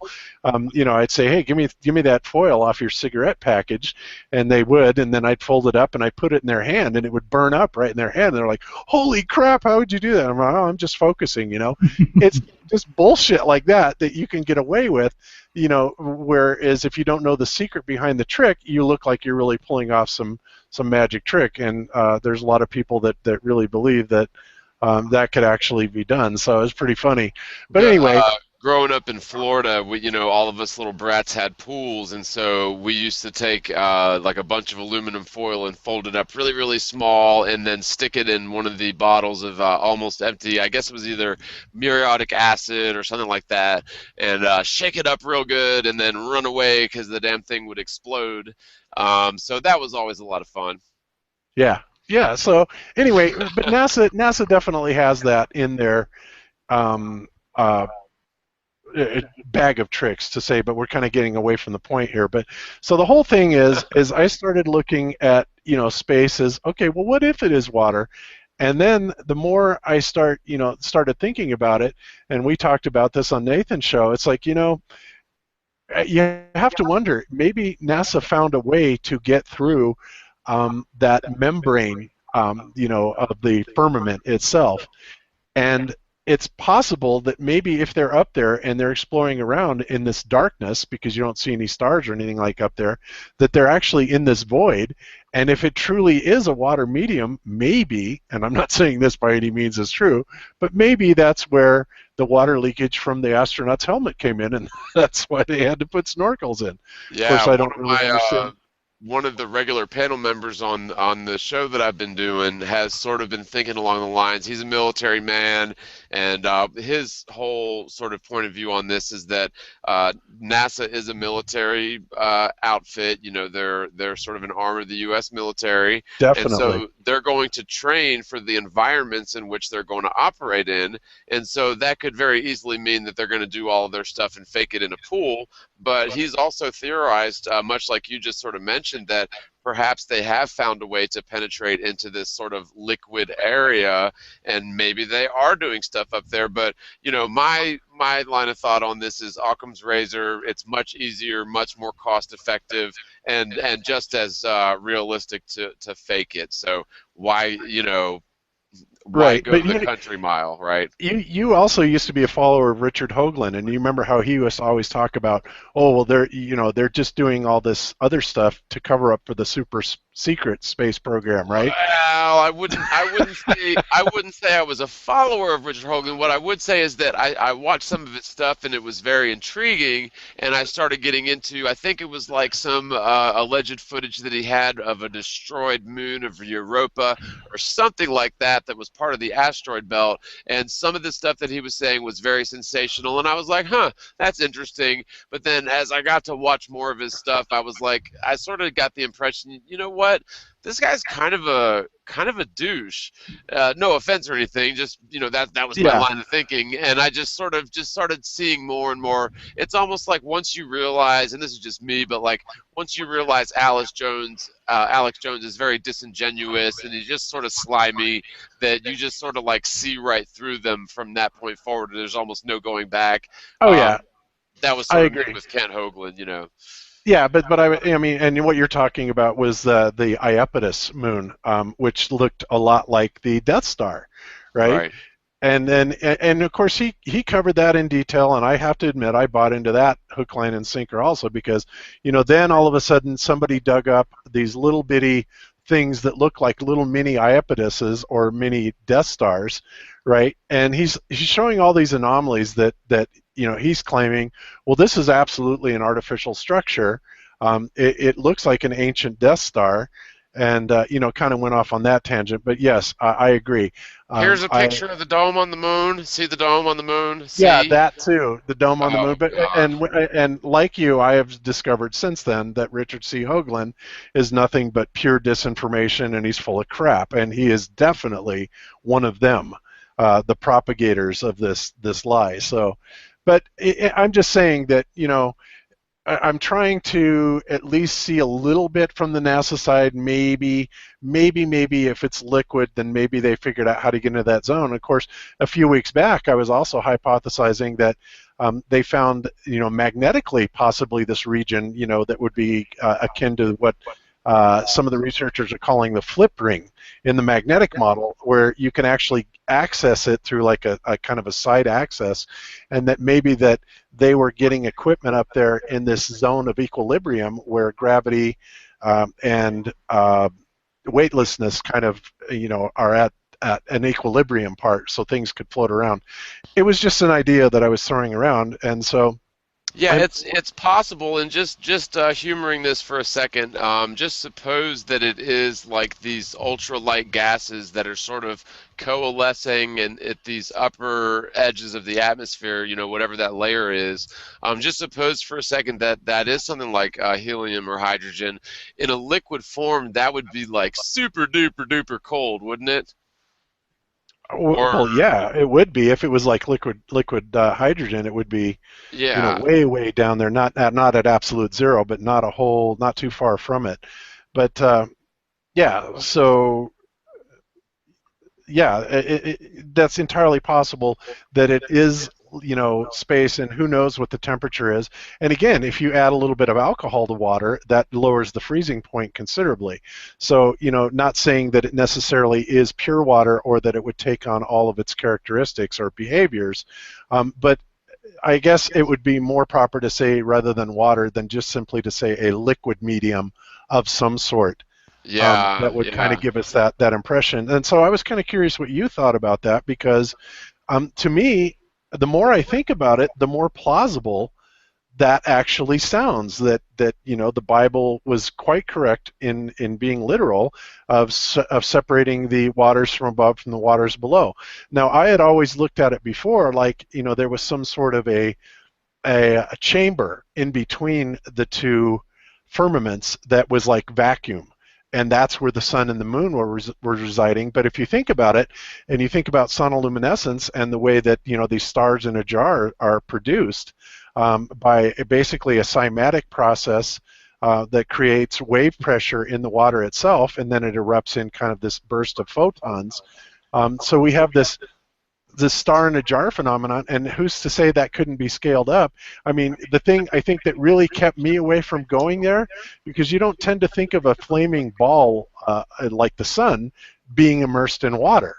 That's just kind of counterintuitive, but you think about it again, it's like, why not? And that would certainly explain some of the visual phenomenon that we see as far as the lunar wave and any other little strange anomalies of things floating around out in space. So I think it's a great idea. I'm sorry, Jaron, go ahead. And water being such a great conductor.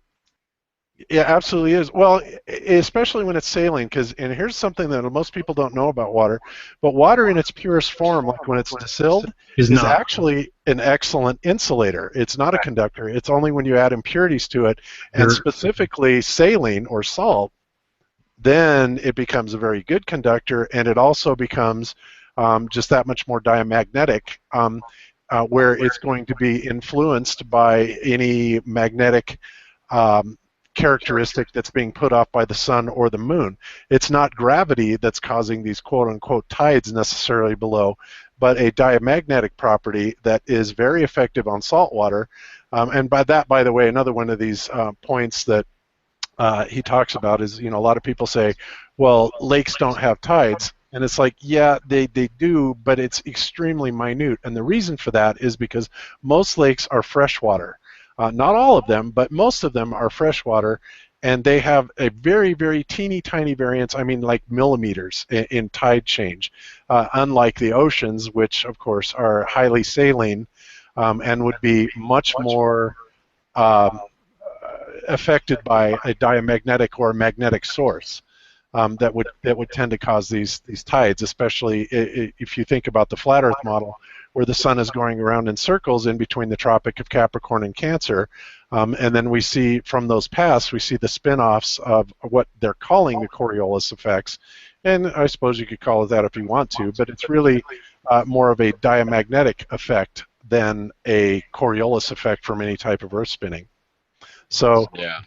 so what do you think about that, John? I mean, have you thought about that, space in terms of being a liquid Well, medium? I think it's a fantastic, thought. yeah, I've thought about it a lot, and if we're going to sort of stick to the idea, and this is something that I really do adhere to in terms of density and buoyancy being responsible for a lot of what we attribute to gravity. I always do make the caveat that in order for density and buoyancy to work, still need to have a tendency for down to be down and up to be up. And what I tend to look at this as density as a frequency. So, you've got the lower density, ground, say, resonating at a lower frequency than, say, helium. And helium, whether it's in a balloon or in a free gas that's going to spread out, eventually that helium, those molecules are going to make their way well above all of the denser air and hydrogen as well. And so you're going to have these different layers of different types of gases assorted by their relative densities. And I certainly have thought about specific areas well above the face of the Earth, and I hate to use the word sphere, like magnetosphere or troposphere, but I'll just say plane. In one of these planes above the Earth, I could certainly see something like helium or hydrogen or these very light gases meeting certain conditions in terms of temperature, or even, it may have something to do with electromagnetism that we're not aware of. But yeah, I mean, I think that that's definitely possible. Now, I have seen the lunar wave footage, and it definitely appears as if there's some sort of a wave medium. But, to me, that could be anywhere in between our eye and the moon, and it isn't necessarily indicative of liquid, up there in that area. But I certainly won't rule it out. I think that it's highly plausible that these ultralight, helium, hydrogen, and that sort of thing, these ultralight elements finding their way up to sort of a comfort zone where you may have sort of an inversion in terms of those ultralight gases somehow meeting the conditions to become liquid. And I could even see under certain circumstances that liquid freezing, and that could be akin to or related to perhaps the last ice age if such a thing occurred. So yeah, there's lots of possibilities. I usually don't tend to rule anything out, and it is a lot of fun to theorize about that sort of thing, but we really just need more evidence, more high altitude observations, and nothing from NASA. We really need to stop listening to those guys because they're a bunch of liars. Right. Yeah, boy, is that the truth. Well, and and I theorize this only because of the evidence, essentially, that we have recently uncovered. A lot of this has to do with this particular rocket that went up the Amateur, and we actually covered this on one episode a long time ago about it, but I kind of re-highlighted it because when the Amateur rocket gets up to a certain place, there's two things that are very noticeable to me, and I don't know where it is exactly in this, but it basically is.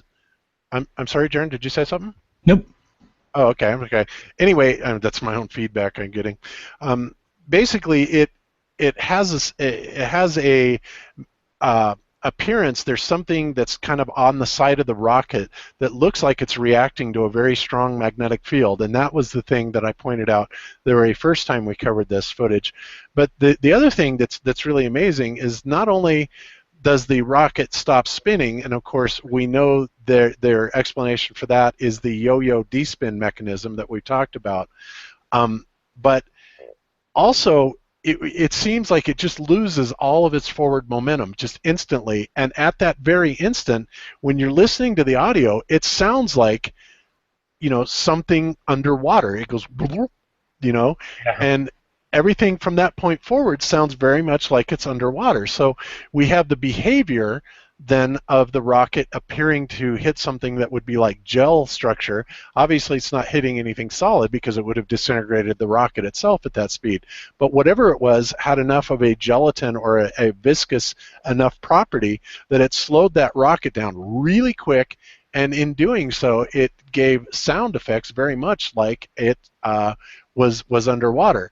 And then beyond that, after the D-spin, the yo-yo D-spin mechanism had fired, and they dropped away the primary engine part, the acceleration part of the rocket, it didn't drop away at any speed that would be commensurate with what it should be drawn down at the speed of gravity. It looked like it just kind of floated down through some other mechanism. Now, again, this was something that was completely unexpected and completely reevaluated. But I think all of a sudden now, between that observation, the observation of the lunar wave, the biblical scripture talking about the dividing of the waters with the firmament, all of those things coming together, here we are. We're starting to build another preponderance of evidence for the idea that space just might be liquid. And that opens up a whole nother line of thought on this whole flat Earth conundrum about our true reality.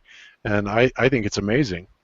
Or it could even just be a thin layer of liquid, or it could be different densities of liquid as you go higher up. Or it could be, something else that appears to be a liquid. But yeah, I mean, I agree. There may be something to it, and with the biblical sort of descriptions of that, I think it's important to go back to the original text and sort of try to discern, what the actual original words were used. Not to be nitpicky, just to go to the source of the message. Sometimes I've found that is very enlightening, and sometimes it's it confirms what we already know. But yeah, definitely very interesting. And one thing that I always sort of assumed growing up, I always, as a globe earther, I assumed that space, once you go beyond the tropoplane or troposphere and above, I assumed that once you get into space, it would be extremely cold, just simply due to the physical definition of heat, which is, essentially the excitement of lots of different atoms sort of interacting and bouncing off of one another. That's sort of the, the average description of heat. And I just sort of assumed that, up in space it would be very cold.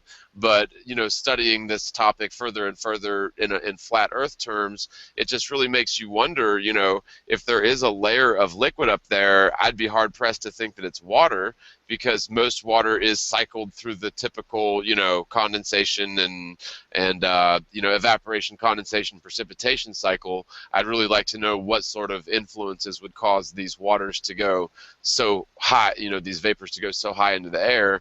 But I could certainly see other sorts of gases, like I said, helium or hydrogen, doing something similar. And I think it would be very interesting to find evidence of liquid hydrogen or helium at that level.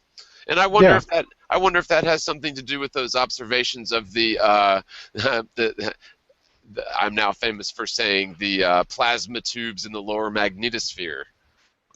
Right. Yeah. Exactly. And those plasma tubes in the lower magnetosphere that you're describing are what I have described as the magnetic lines of flux emanating centripetally and centrifugally from the core of the magnet poles. Whether the pole is actually Mount Meru at the center of the flat Earth, and the other pole being like the North Star, whatever, or however you want to kind of reconfigure that model. But yeah, so that's kind of what I'm looking at. And so let me see if I can get a little sound on this. I don't know this one too well, but let's see if we can hear what is happening here. Okay, so very slowly.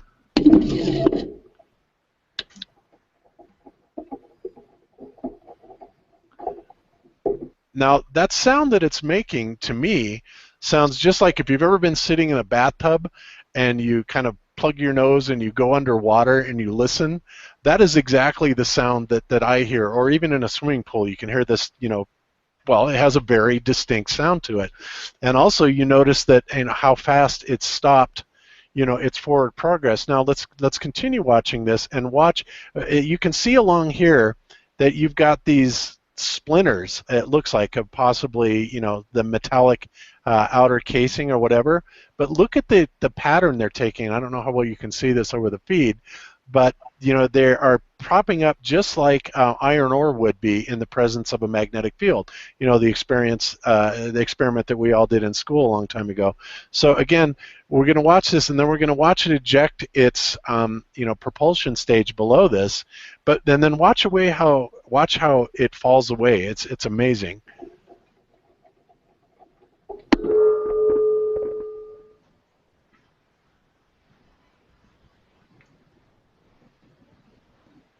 Very slow, and it'll come around here again, and it doesn't make any sense that everything has slowed down to that slow motion like that, unless of course it was possibly suspended in sort of some sort of liquid medium.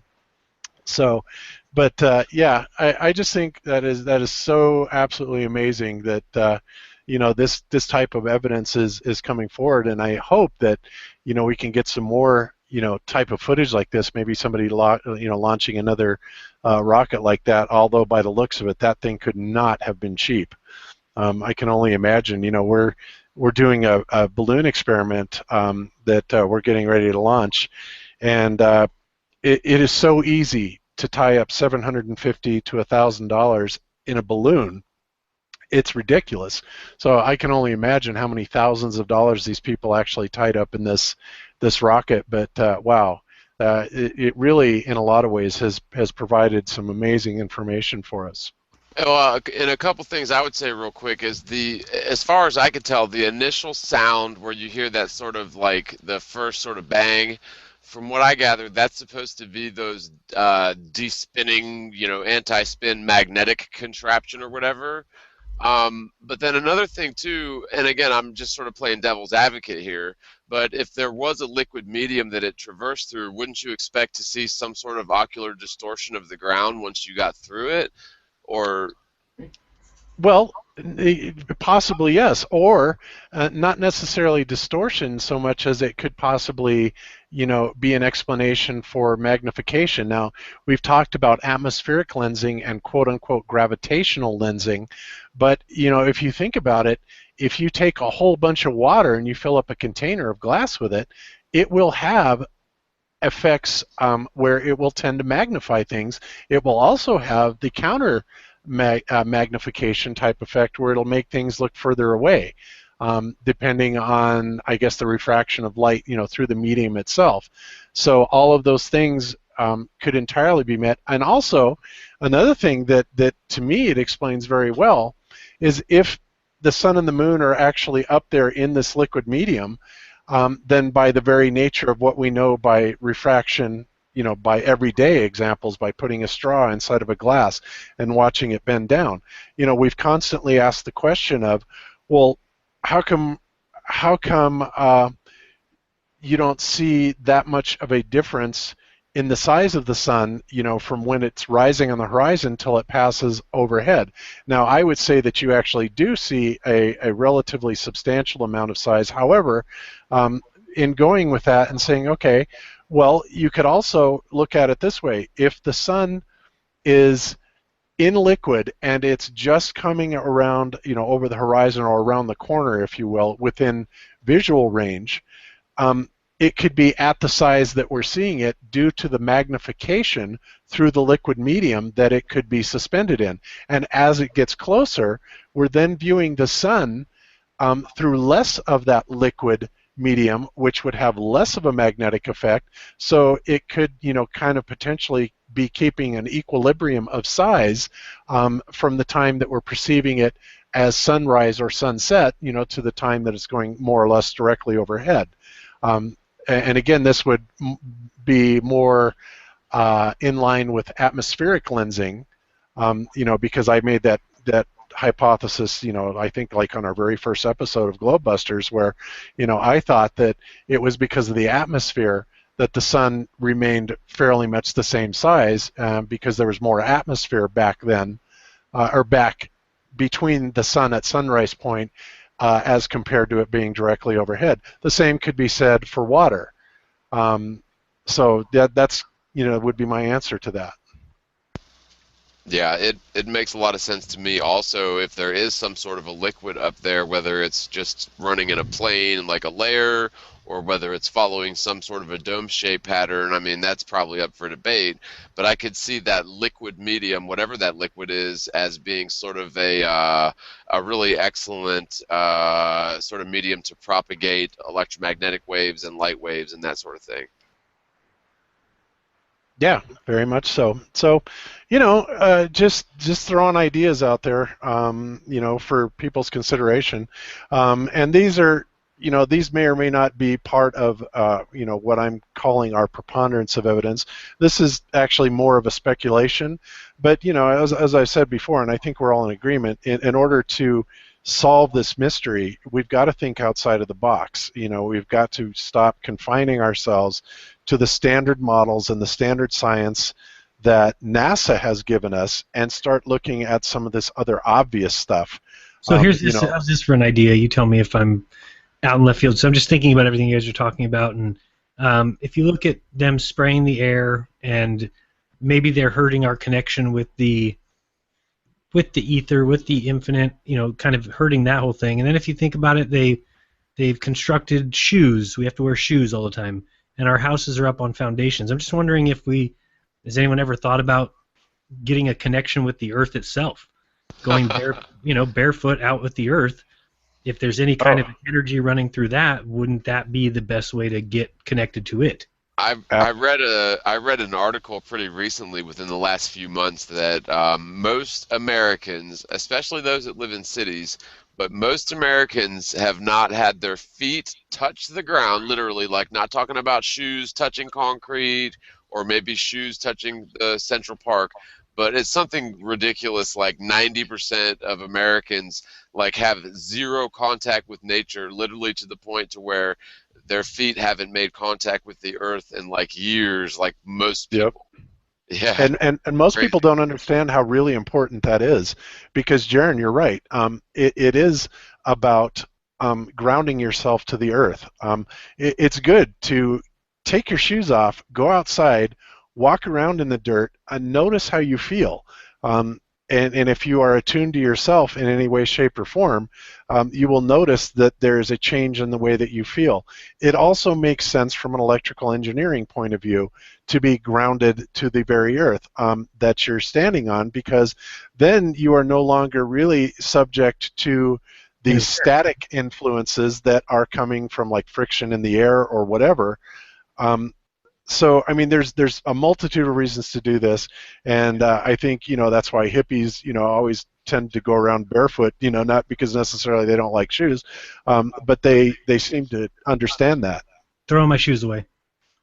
It's funny because summers in Florida, I used to go to the beach a lot, and so I would just go around barefoot a lot because, you can park on Daytona Beach, and then... that's what you mean. Yeah, we walked to 7-Eleven. Whoops, forgot my shoes. So I wound up with pretty darn formidable.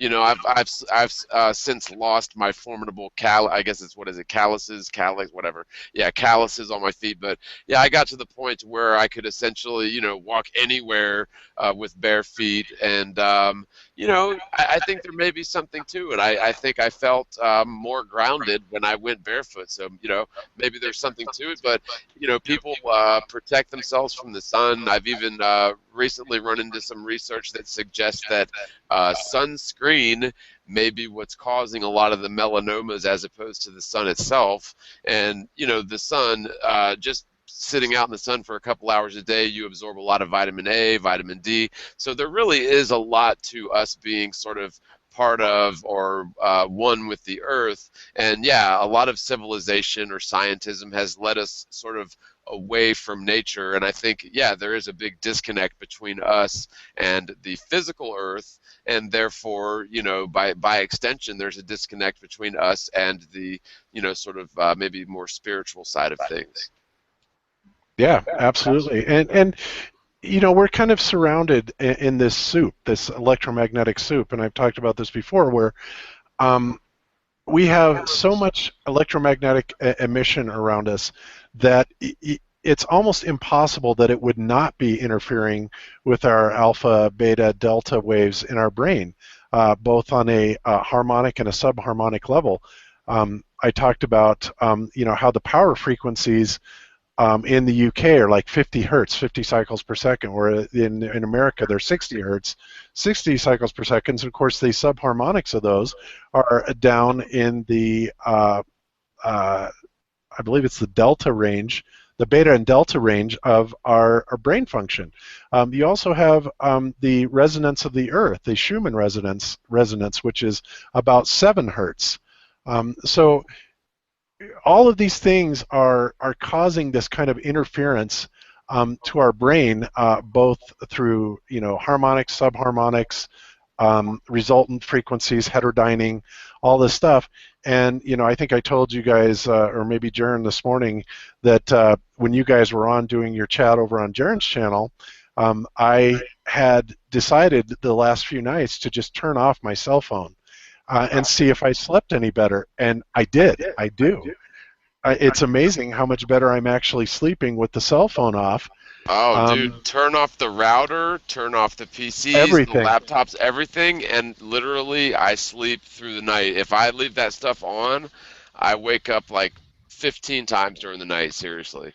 Yeah, and that's exactly what I'm finding too. And another thing is if you have power wires that are adjacent to like the head of your bed, if you have anything plugged into them, disconnect it so that it's not drawing current, because it's when you're drawing current through those power wires that you generate a magnetic field around them, and that magnetic field will permeate the area where your brain is at, and it will kind of start overloading it with these electromagnetic fields, which will disturb REM sleep, and it causes a whole host of problems, not the least of which can turn very physical into physical ailments.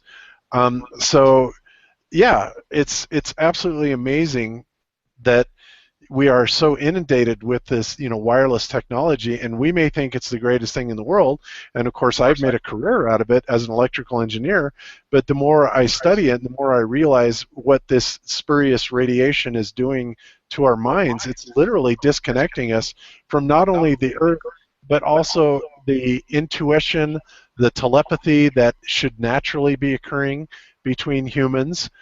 There's so many things that are just going on interference-wise, and that's why I've noticed that when there's a power outage, especially a large power outage, I will sit back and actually take notice of how serene and peaceful things actually get. Most people don't even think about it. They're scrambling around, looking around the neighborhood, or looking for a flashlight or whatever.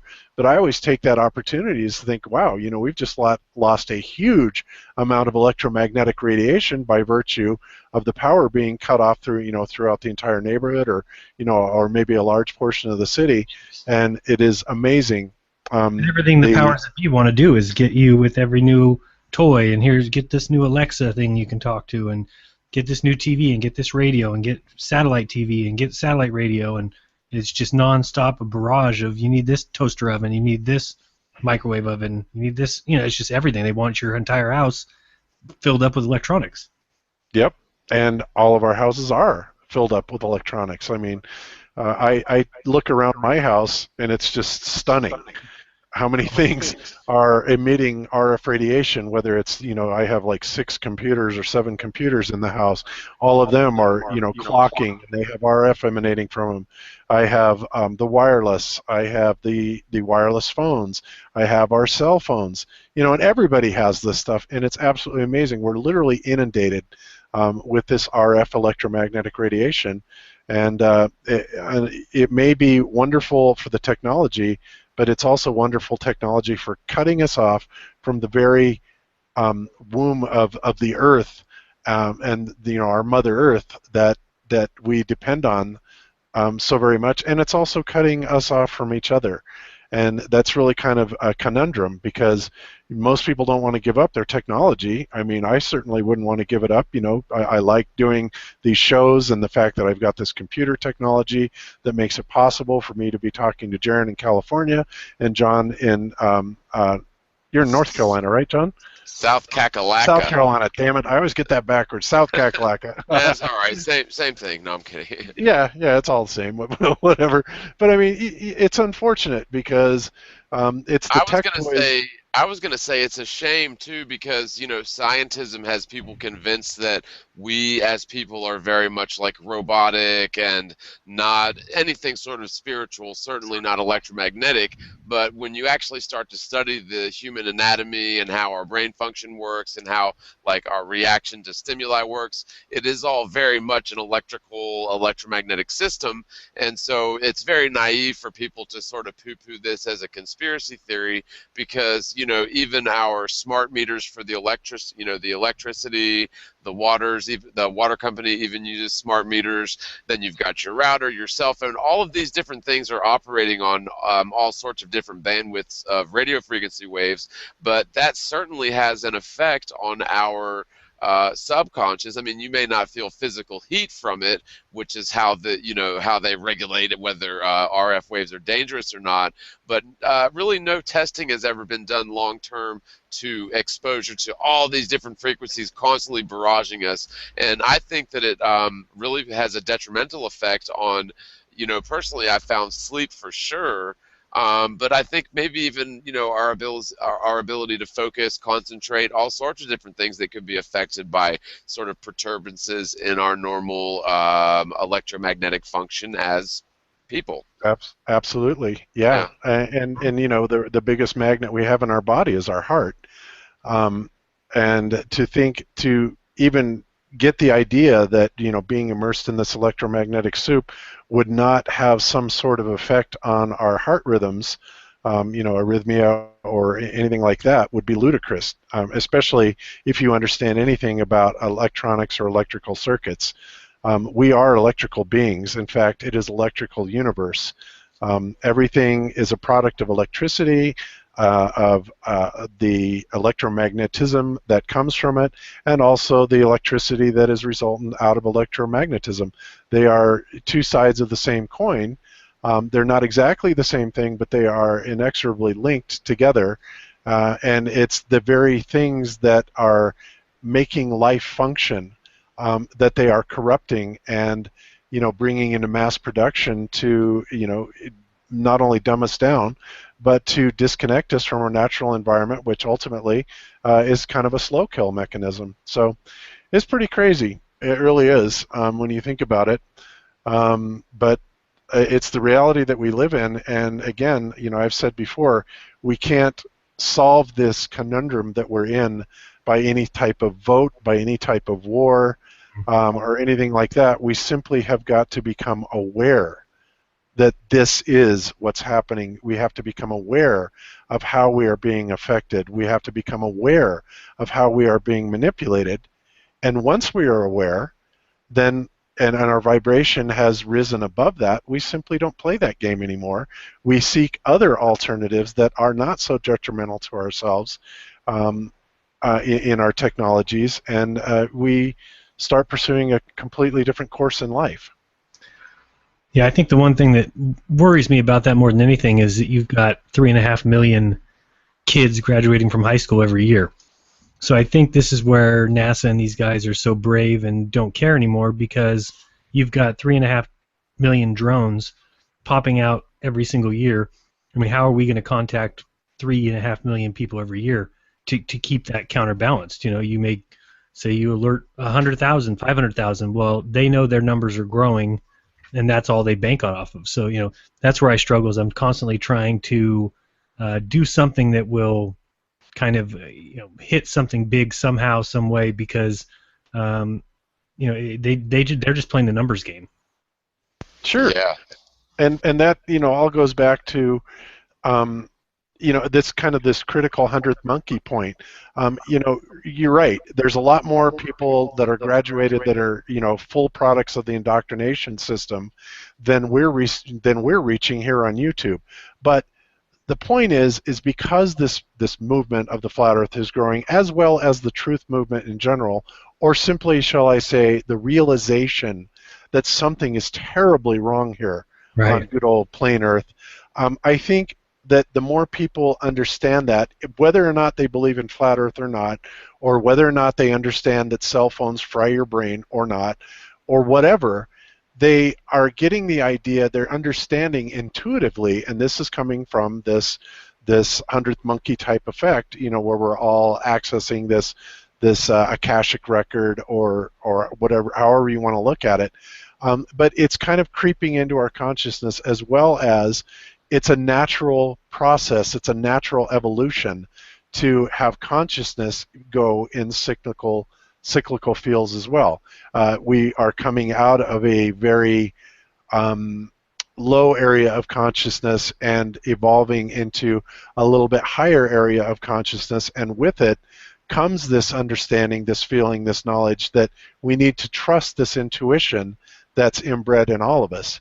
And we don't have to understand all the workings of it to know that something's wrong and something's got to change. And then it's at that point where that intuition will kind of take over and lead us into a wider range of information that will feed that emptiness that we're feeling inside, that sense that something's wrong, and we will be driven intuitively to seek out what it is. And I think this is our biggest advantage. One thing I would say too, and sort of agreeing with your point, is that more and more frequently, and maybe I could poll you guys and see if you've sort of experienced anything similar, but I've just found it more and more frequent that people are contacting me a lot of time by phone, sometimes by email if I can catch it, that they're waking up to this a lot more easily than they were, say, 6 months or a year ago. And I think that this is a natural progression of, we started out with arguments that made sense to us, and then of course there's a gazillion counter arguments, but as a whole, I think, like, you, Jaron, Bob, there's a lot of different people doing a lot of good work on this that are sort of by default answering or retorting or debunking all of these so-called globe Earth proofs, and I just think it's getting easier and easier for people to sort of understand and see this, because yes, there is a lot more sort of quality work going around. On the other hand, there is a lot of poor quality, sort of bad information going around, I think, as well. But what do you guys think? I mean, have you also noticed, like, more and more people saying, hey man, I started looking at this 4 days ago, and I'm all over it. This is awesome. Or is it just me?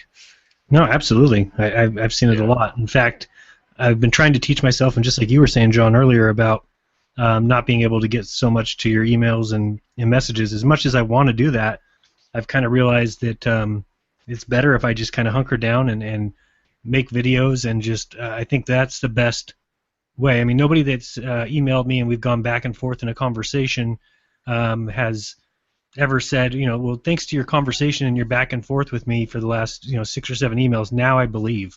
I don't get emails like that. It ends up being a back and forth between somebody who is an animate believer of the science world, and I'm trying to explain to them why what they believe is just a belief. It's not true. It's not. And then I kind of get lost in this, and I think I'm doing good, but I'm not really putting my my time or my effort in the right direction. And so I mean, I need to start doing too.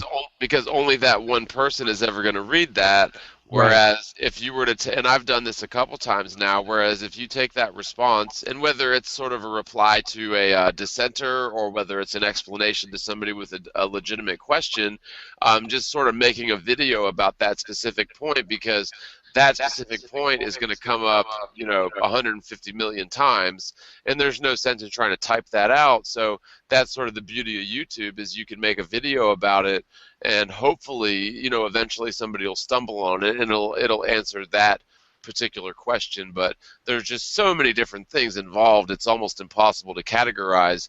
And keeping in mind, we're only, or at least me personally, I'm only a year into this.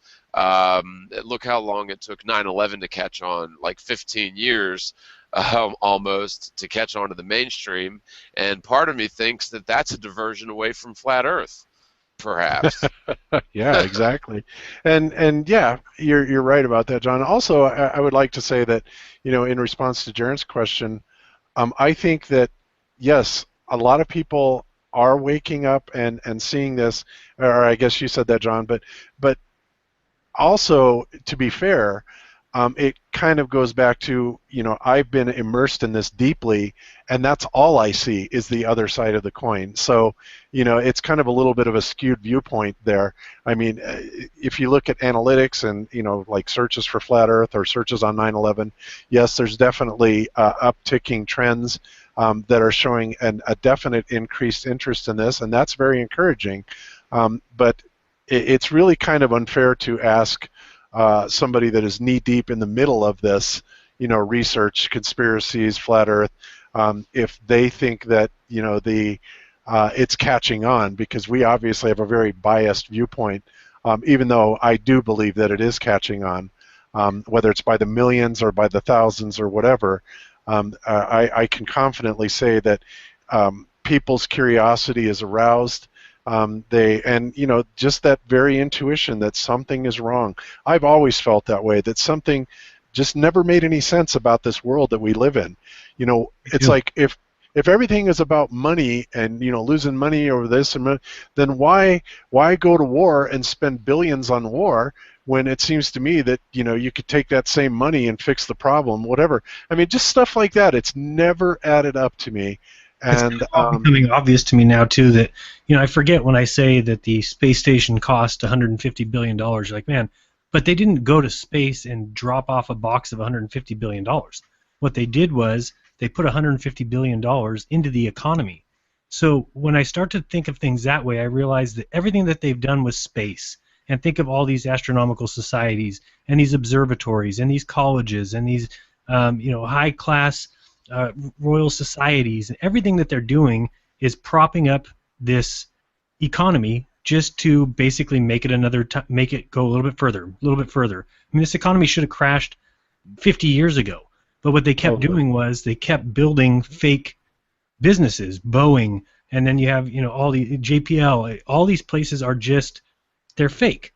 I mean, do they build items? Yeah, but it's all meant so people have jobs, because if people really realized how little we need all the things that people are building, there would just be a surplus of money and a surplus of people and a surplus of things to do, and they don't want that.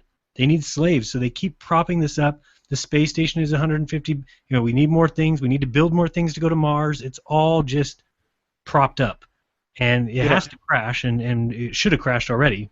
But I think what we're doing is good work to bring that about quicker. Yeah. And I think that we absolutely have the technologies available to where we don't have to have this sort of debt slave situation going on. But unfortunately, nefarious people in the upper echelons of power they've sort of got a sweet thing going for them where they basically rake in all the money and the real estate and the real wealth, while they have, basically debt slaves, hundreds of millions of them. But it is our choice. This is our generation, and it's our choice whether or not we want to continue down this sort of Federal Reserve, Rockefeller, Rothschildian path, or whether we want to actually do something different. And I think that flat Earth is a big, wide open gate to this sort of change. It just has to catch on, and I see it catching on a lot quicker than other things. There's nothing similar to it, but I just see it catching on a lot more quickly than other sort of. I don't even like to use the word conspiracy theory, because how the hell can the truth be a conspiracy theory? But whatever. Yeah, exactly. Well, they want to make it a conspiracy theory. That's why they invented the term. Anybody that's talking the truth, oh, you're just a conspiracy theorist. It's like, well, okay. And I've said many times before, it's like the theory part of this is so far gone. It's way past a theory, and it's well into the realm of fact. And I think anybody that's even done the most cursory of examinations into conspiracy theories, quote unquote, knows that it's a derogatory term coined just for actual truth movement. And when that didn't work, then what they did is they came in and they have implemented a whole slew of other techniques to try and invalidate or discredit anybody speaking real truth.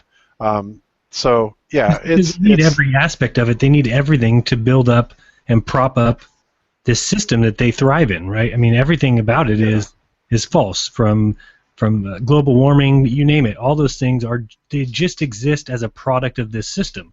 So they can't let anybody know that, or else people will just say, why don't we just destroy the whole system? Well, because the rich wouldn't be rich anymore. So I mean, that's the reason that everything is the way it is so that rich people get richer and the poor people get poorer. You kind of keep them at a certain place where they're always seeing what it's like, what life is like in the better world, but they never quite can get there. And that's how you kind of run society, and that's everything that they do is simply that. All of society's problems are caused by the system that keeps it going. I mean, well, and the scariest thing about it, though, is our cash is literally sigil magic that has replaced people's faith in God and their neighbors in a piece of paper, which is very scary, and it sounds like a bizarre conspiracy theory. But it's if you not, actually, it's slavery. Yeah, but if you research it, our cash system is actually sigil magic, and it really is the only thing that gives it value is the people's faith. So, I mean, what better an analogy? I mean, that if you have faith in money, then technically you worship it, right? I mean, in a broad, general sense. Absolutely, and not only that, I mean, mankind went on for millennia using the trade system, the barter system. We don't need money, and people think that, oh my God, if the money system crashes and the U.S. dollar crashes, the whole world's going to go to hell. It's like, why? Why? It's just money. It means nothing. It has no actual use. I'm sorry, Jaron? It's exactly what needs to happen. Yeah, it's exactly what needs to happen. You're right, because do you think people, if the dollar crashes and all of this goes away, people are going to really believe that without that they can't survive, they can't grow gardens, they can't still depend on a barter system? It's absolute nonsense, but see, that's how deep this lie goes. It will be a culling, though, because there's a lot of people, especially seniors, that are, depending on like the Social Security check and whatnot, and then of course you've got people on disability. And when this thing goes, it's going to be a culling, much like the Great Depression was. But I think it's going to be on a massive, worldwide scale, and of course, they already have their preconceived solution in place for this. The government solution, right? Yeah, this eventual bust. But I would like to think that if and when the dollar crashes, that we would kind of return to our humanity and start taking care of our senior citizens, our elders, realizing the contribution that they themselves have also made into the society. In other words, it's going to take an entirely different paradigm shift. Like completely, like 100%. Completely different, yes. But and of course, it's going to get worse before it gets better. But I'm with you 100%, Jaron. This is what needs to happen, and that's the one reason why they haven't collapsed it and they keep propping it up. And of course, they can do this indefinitely because they can create money indefinitely. But the second that they take away that power that money has and they make it worthless, then all of a sudden people are going to be fending for themselves, and they're going to start forming communities where they're actually working together, and they're going to realize that they don't need these stupid Federal Reserve notes that are printed on worthless pieces of paper that are worth really nothing more than kindling to start a fire. And I was gonna go ahead. You go. I was just going to say real quick, since the Federal Reserve Act in 1913, the value of the dollar has dropped 95%. So well done, Federal Reserve, to prevent inflation. But go ahead, Well, I was just going to say that from top to bottom, I mean, when you look at the Congress and the House of Representatives and the NSA, the FBI, the IRS, the police, governors, courts, all that exists in order to maintain the inequality, in order to maintain the structure which created it. I mean, that's Absolutely. it. Our world will suck until we face the reality of the entire deception. And I don't think people are ready to face that yet. I think people are scared of it. I mean, we can't keep producing things for the exchange of fake dollars. I mean, that's not the way a system will ever work, because you just have people charging the minimum they can to make their product and then charging a boatload and getting rich. Apple iPhones and things like that. That's just a mechanism for Apple to get filthy rich, and they don't care what they pay their employees. That's not the way a system needs to work. And so it's sad because we have the the whole system, that throwaway system too, what's better, to build a computer that lasts for 10 years or to build a computer that lasts for 2? When you're a company and you work in this capitalist system, it's better to build a computer that works for 2 years.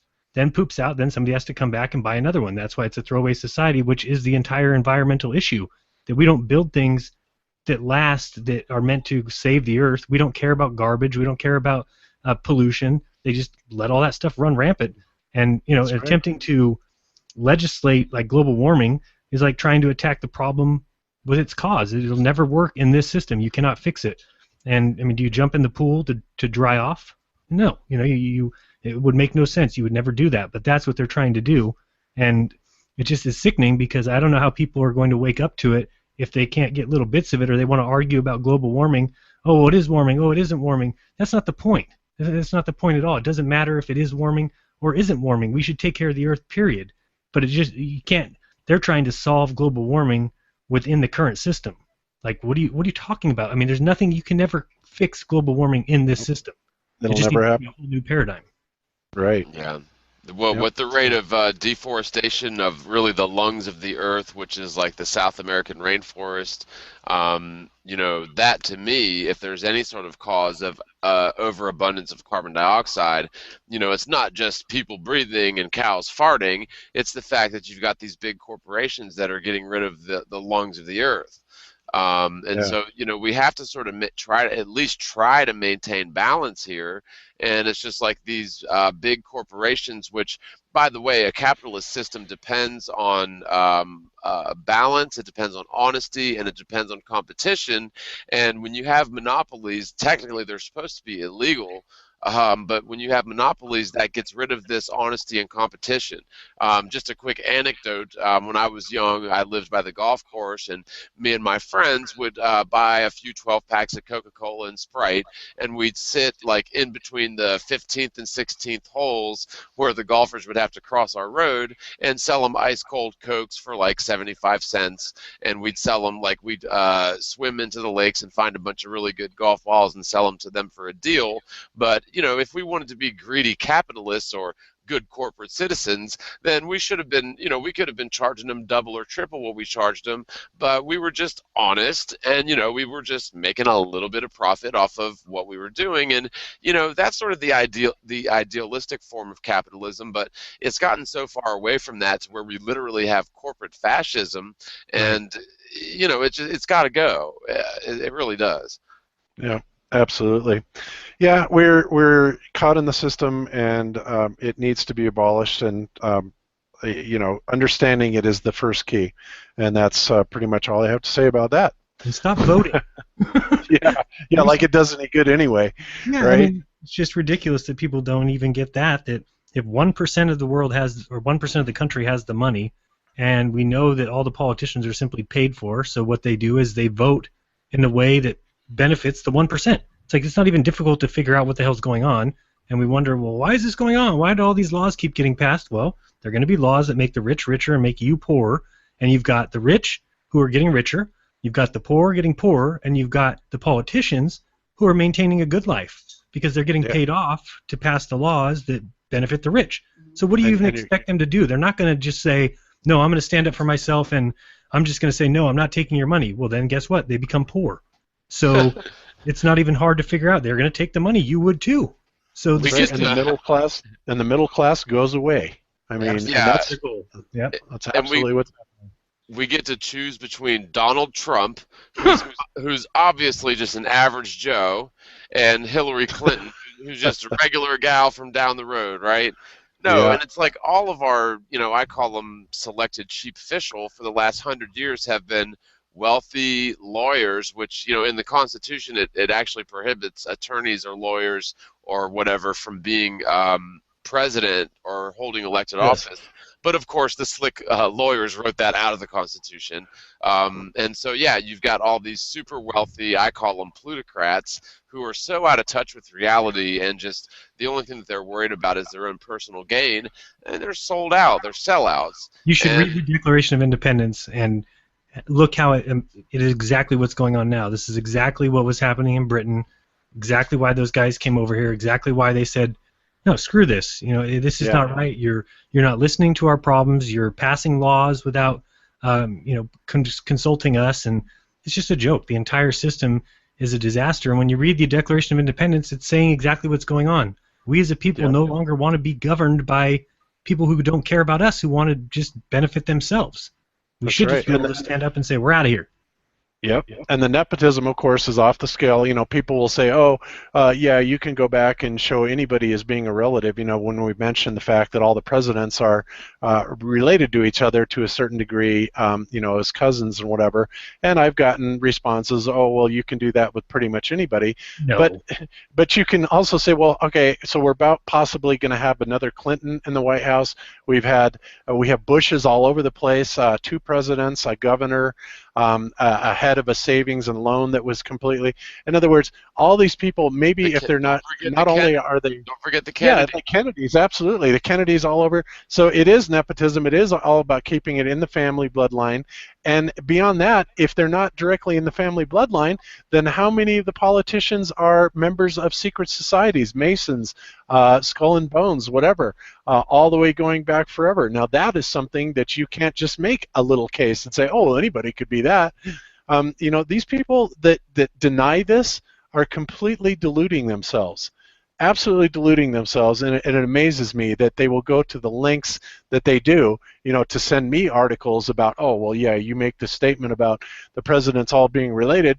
Well, it's just nonsense, and it's not nonsense. Either they have directly the same last name, they're married to each other, they're brothers, they're cousins, or they're in the same fraternity. Yeah. This stuff is undeniable. I was going to say, even all the bloodlines aside, just that one election that we had, Bush versus Kerry, was a huge conflict of interest because the two of them literally have bizarre blood oaths where they, each of them, and I'm not just saying this to be nasty, but each both of them... Skull and Bonesers, yes. Yeah, masturbated in a coffin and told their, brothers, their societal brothers, their deepest, darkest secrets, and so they all start off into this Skull and Bones venture with dirt on each other, and that's one of the reasons why they sort of have to trust each other, because not only are they threatened with death, but guess what? If you, betray us or if you fall out of line, then you're going to be, we're going to show the tape with you and the dog or whatever, right? You know what I mean? And so it was a huge conflict of interest in that race. And the guy that hosted, Meet the Press, what was his name? He died shortly after the interviews. Forget the name. I'll think of it when I'm not thinking of it. But he interviewed Mike Wallace? Was it Mike Wallace? Wallace rings a bell. Might have been, yeah. Dan Rather, I don't know. But anyway. But the guy that did Meet the Press, I can't remember his name. He was sort of a heavy-set dude. Anyway, he interviewed both Bush and Kerry and asked them about their time in Skull and Bones, and both of them basically answered, well, it's so secret I can't talk about it, and that was their answer, and they changed the subject. And then Tim Russert was his name. It wasn't long after those interviews that he just sort of mysteriously died of possibly fast-acting cancer, like you see happening with people that ask the wrong questions publicly. Yeah, absolutely. All right, so we are kind of well over our 3 hours, so we should probably wrap this up. But yeah, great talk today, and we didn't get to everything like we always want to. One of these days, I really do want to take some calls on Skype, and I have it queued up and ready to go every time, but we never seem to get to that. And we can also kind of finish our debunking of this person that will remain unnamed, at least for the time being. Of his 25 points at another time. We never even got to that at all, did we? Well, we did. We did on several layers. I was kind of fitting into the conversation that would address those points without specifically, playing his video or anything like that. Because, like I said before, I think it's nonsense to even give these trolls the publicity, if you will. I don't see any value in it. It just starts a little pissant war that it's ridiculous. So we can talk about the subject matter, but we'll just leave the progenitors of the message out of it. Do you want to go ahead? We're going to do that next week, and we'll answer those and take calls. Yeah, let's do that next week, and whatever happens, and I thought we'll kind of go from there. I thought it was don't feed them after midnight and don't get them wet. Magua. Yeah, exactly. So anyway, before we close out, John, do you have anything else you want to promo or talk about? Red light. Yeah, definitely. If you guys haven't seen the show I've been doing, I started out weekly, been doing it bi-weekly. It's Static Plain Truth on my second channel. It's archived as a playlist on my primary channel. I will be ending season 1 soon, so that when I kick off season 2, it'll be on my main channel. But just much love to all the live listeners out there. You guys are great. Peace to everybody out there in the chat. It was good hanging out with you. Thank you so much for having me on, Jaron and Bob. And anytime, man, just let me know. And as long as my schedule is clear, which it usually tends to be, just let me know ahead of time, and I'm happy to kick it with you guys. You guys are great. Love you. All right, beautiful. Me too. Appreciate you being on earlier today. That was awesome. So thank you for answering that call, and thanks for being on today. And we'll see you again soon. Yeah, I'm on. Yep. And yeah, in case you guys didn't know about it out there, Jaron and Morgile did kind of a hangout this morning, because I know Jaron was kind of excited about his new computer, which, if you've noticed, has performed flawlessly. It sounds no great, sound Jaron. problems. Did you notice? I have noticed that. Yep. Excellent. So, and that's all a right. big thank you to Bob, by the way. Bob built it for me from scratch, basically, parts and pieces and odds and ends, and it is awesome. Yep. I did it on behalf. I mean, Jaron paid for it, but I did it with love on behalf of the community, because we just couldn't stand your garbled audio anymore. So it was awesome. All right, so I guess that's it for me, Jaron. You got anything before we close out? Just reminding people to go to the petition if you haven't signed it yet. We need 100,000 signatures in 30 days, and we started out with 200 after 1 day, so that's on pace for 6,000. Not quite 100,000, but if you do want to challenge NASA to get out there and tell them that we need a 24-hour camera on the Earth, again, I'm telling you, they can't do it. It's impossible. They'll be found out in a day, and that's why I'm kind of pushing this, not because I want to see a 24-hour view of the Earth, because I know they can't do it. That's the difference. So you can go to j.mp/earthcam, and that'll take you right to the petition, and sign that, and that'd be appreciated. And that's about it. We'll talk to you guys soon. All right, beautiful. And with that, we'll go ahead and sign out. I do want to give a last-minute thank you once again to our moderators in the chat, Chris Truseeker, Gabna, Cami, DJ, Brap Allgood. Thank you for keeping the chat kind of a family-friendly place to go, and keeping the trolls out of it. It makes it a much nicer experience for everybody out there. So thank you to everybody for that. And with that, we'll get out of here, and we'll leave you with Jaron's immortal words once again. Be good to each other. Don't lie to each other. Open your mind. There's truth inside. Peace out, everybody. Peace.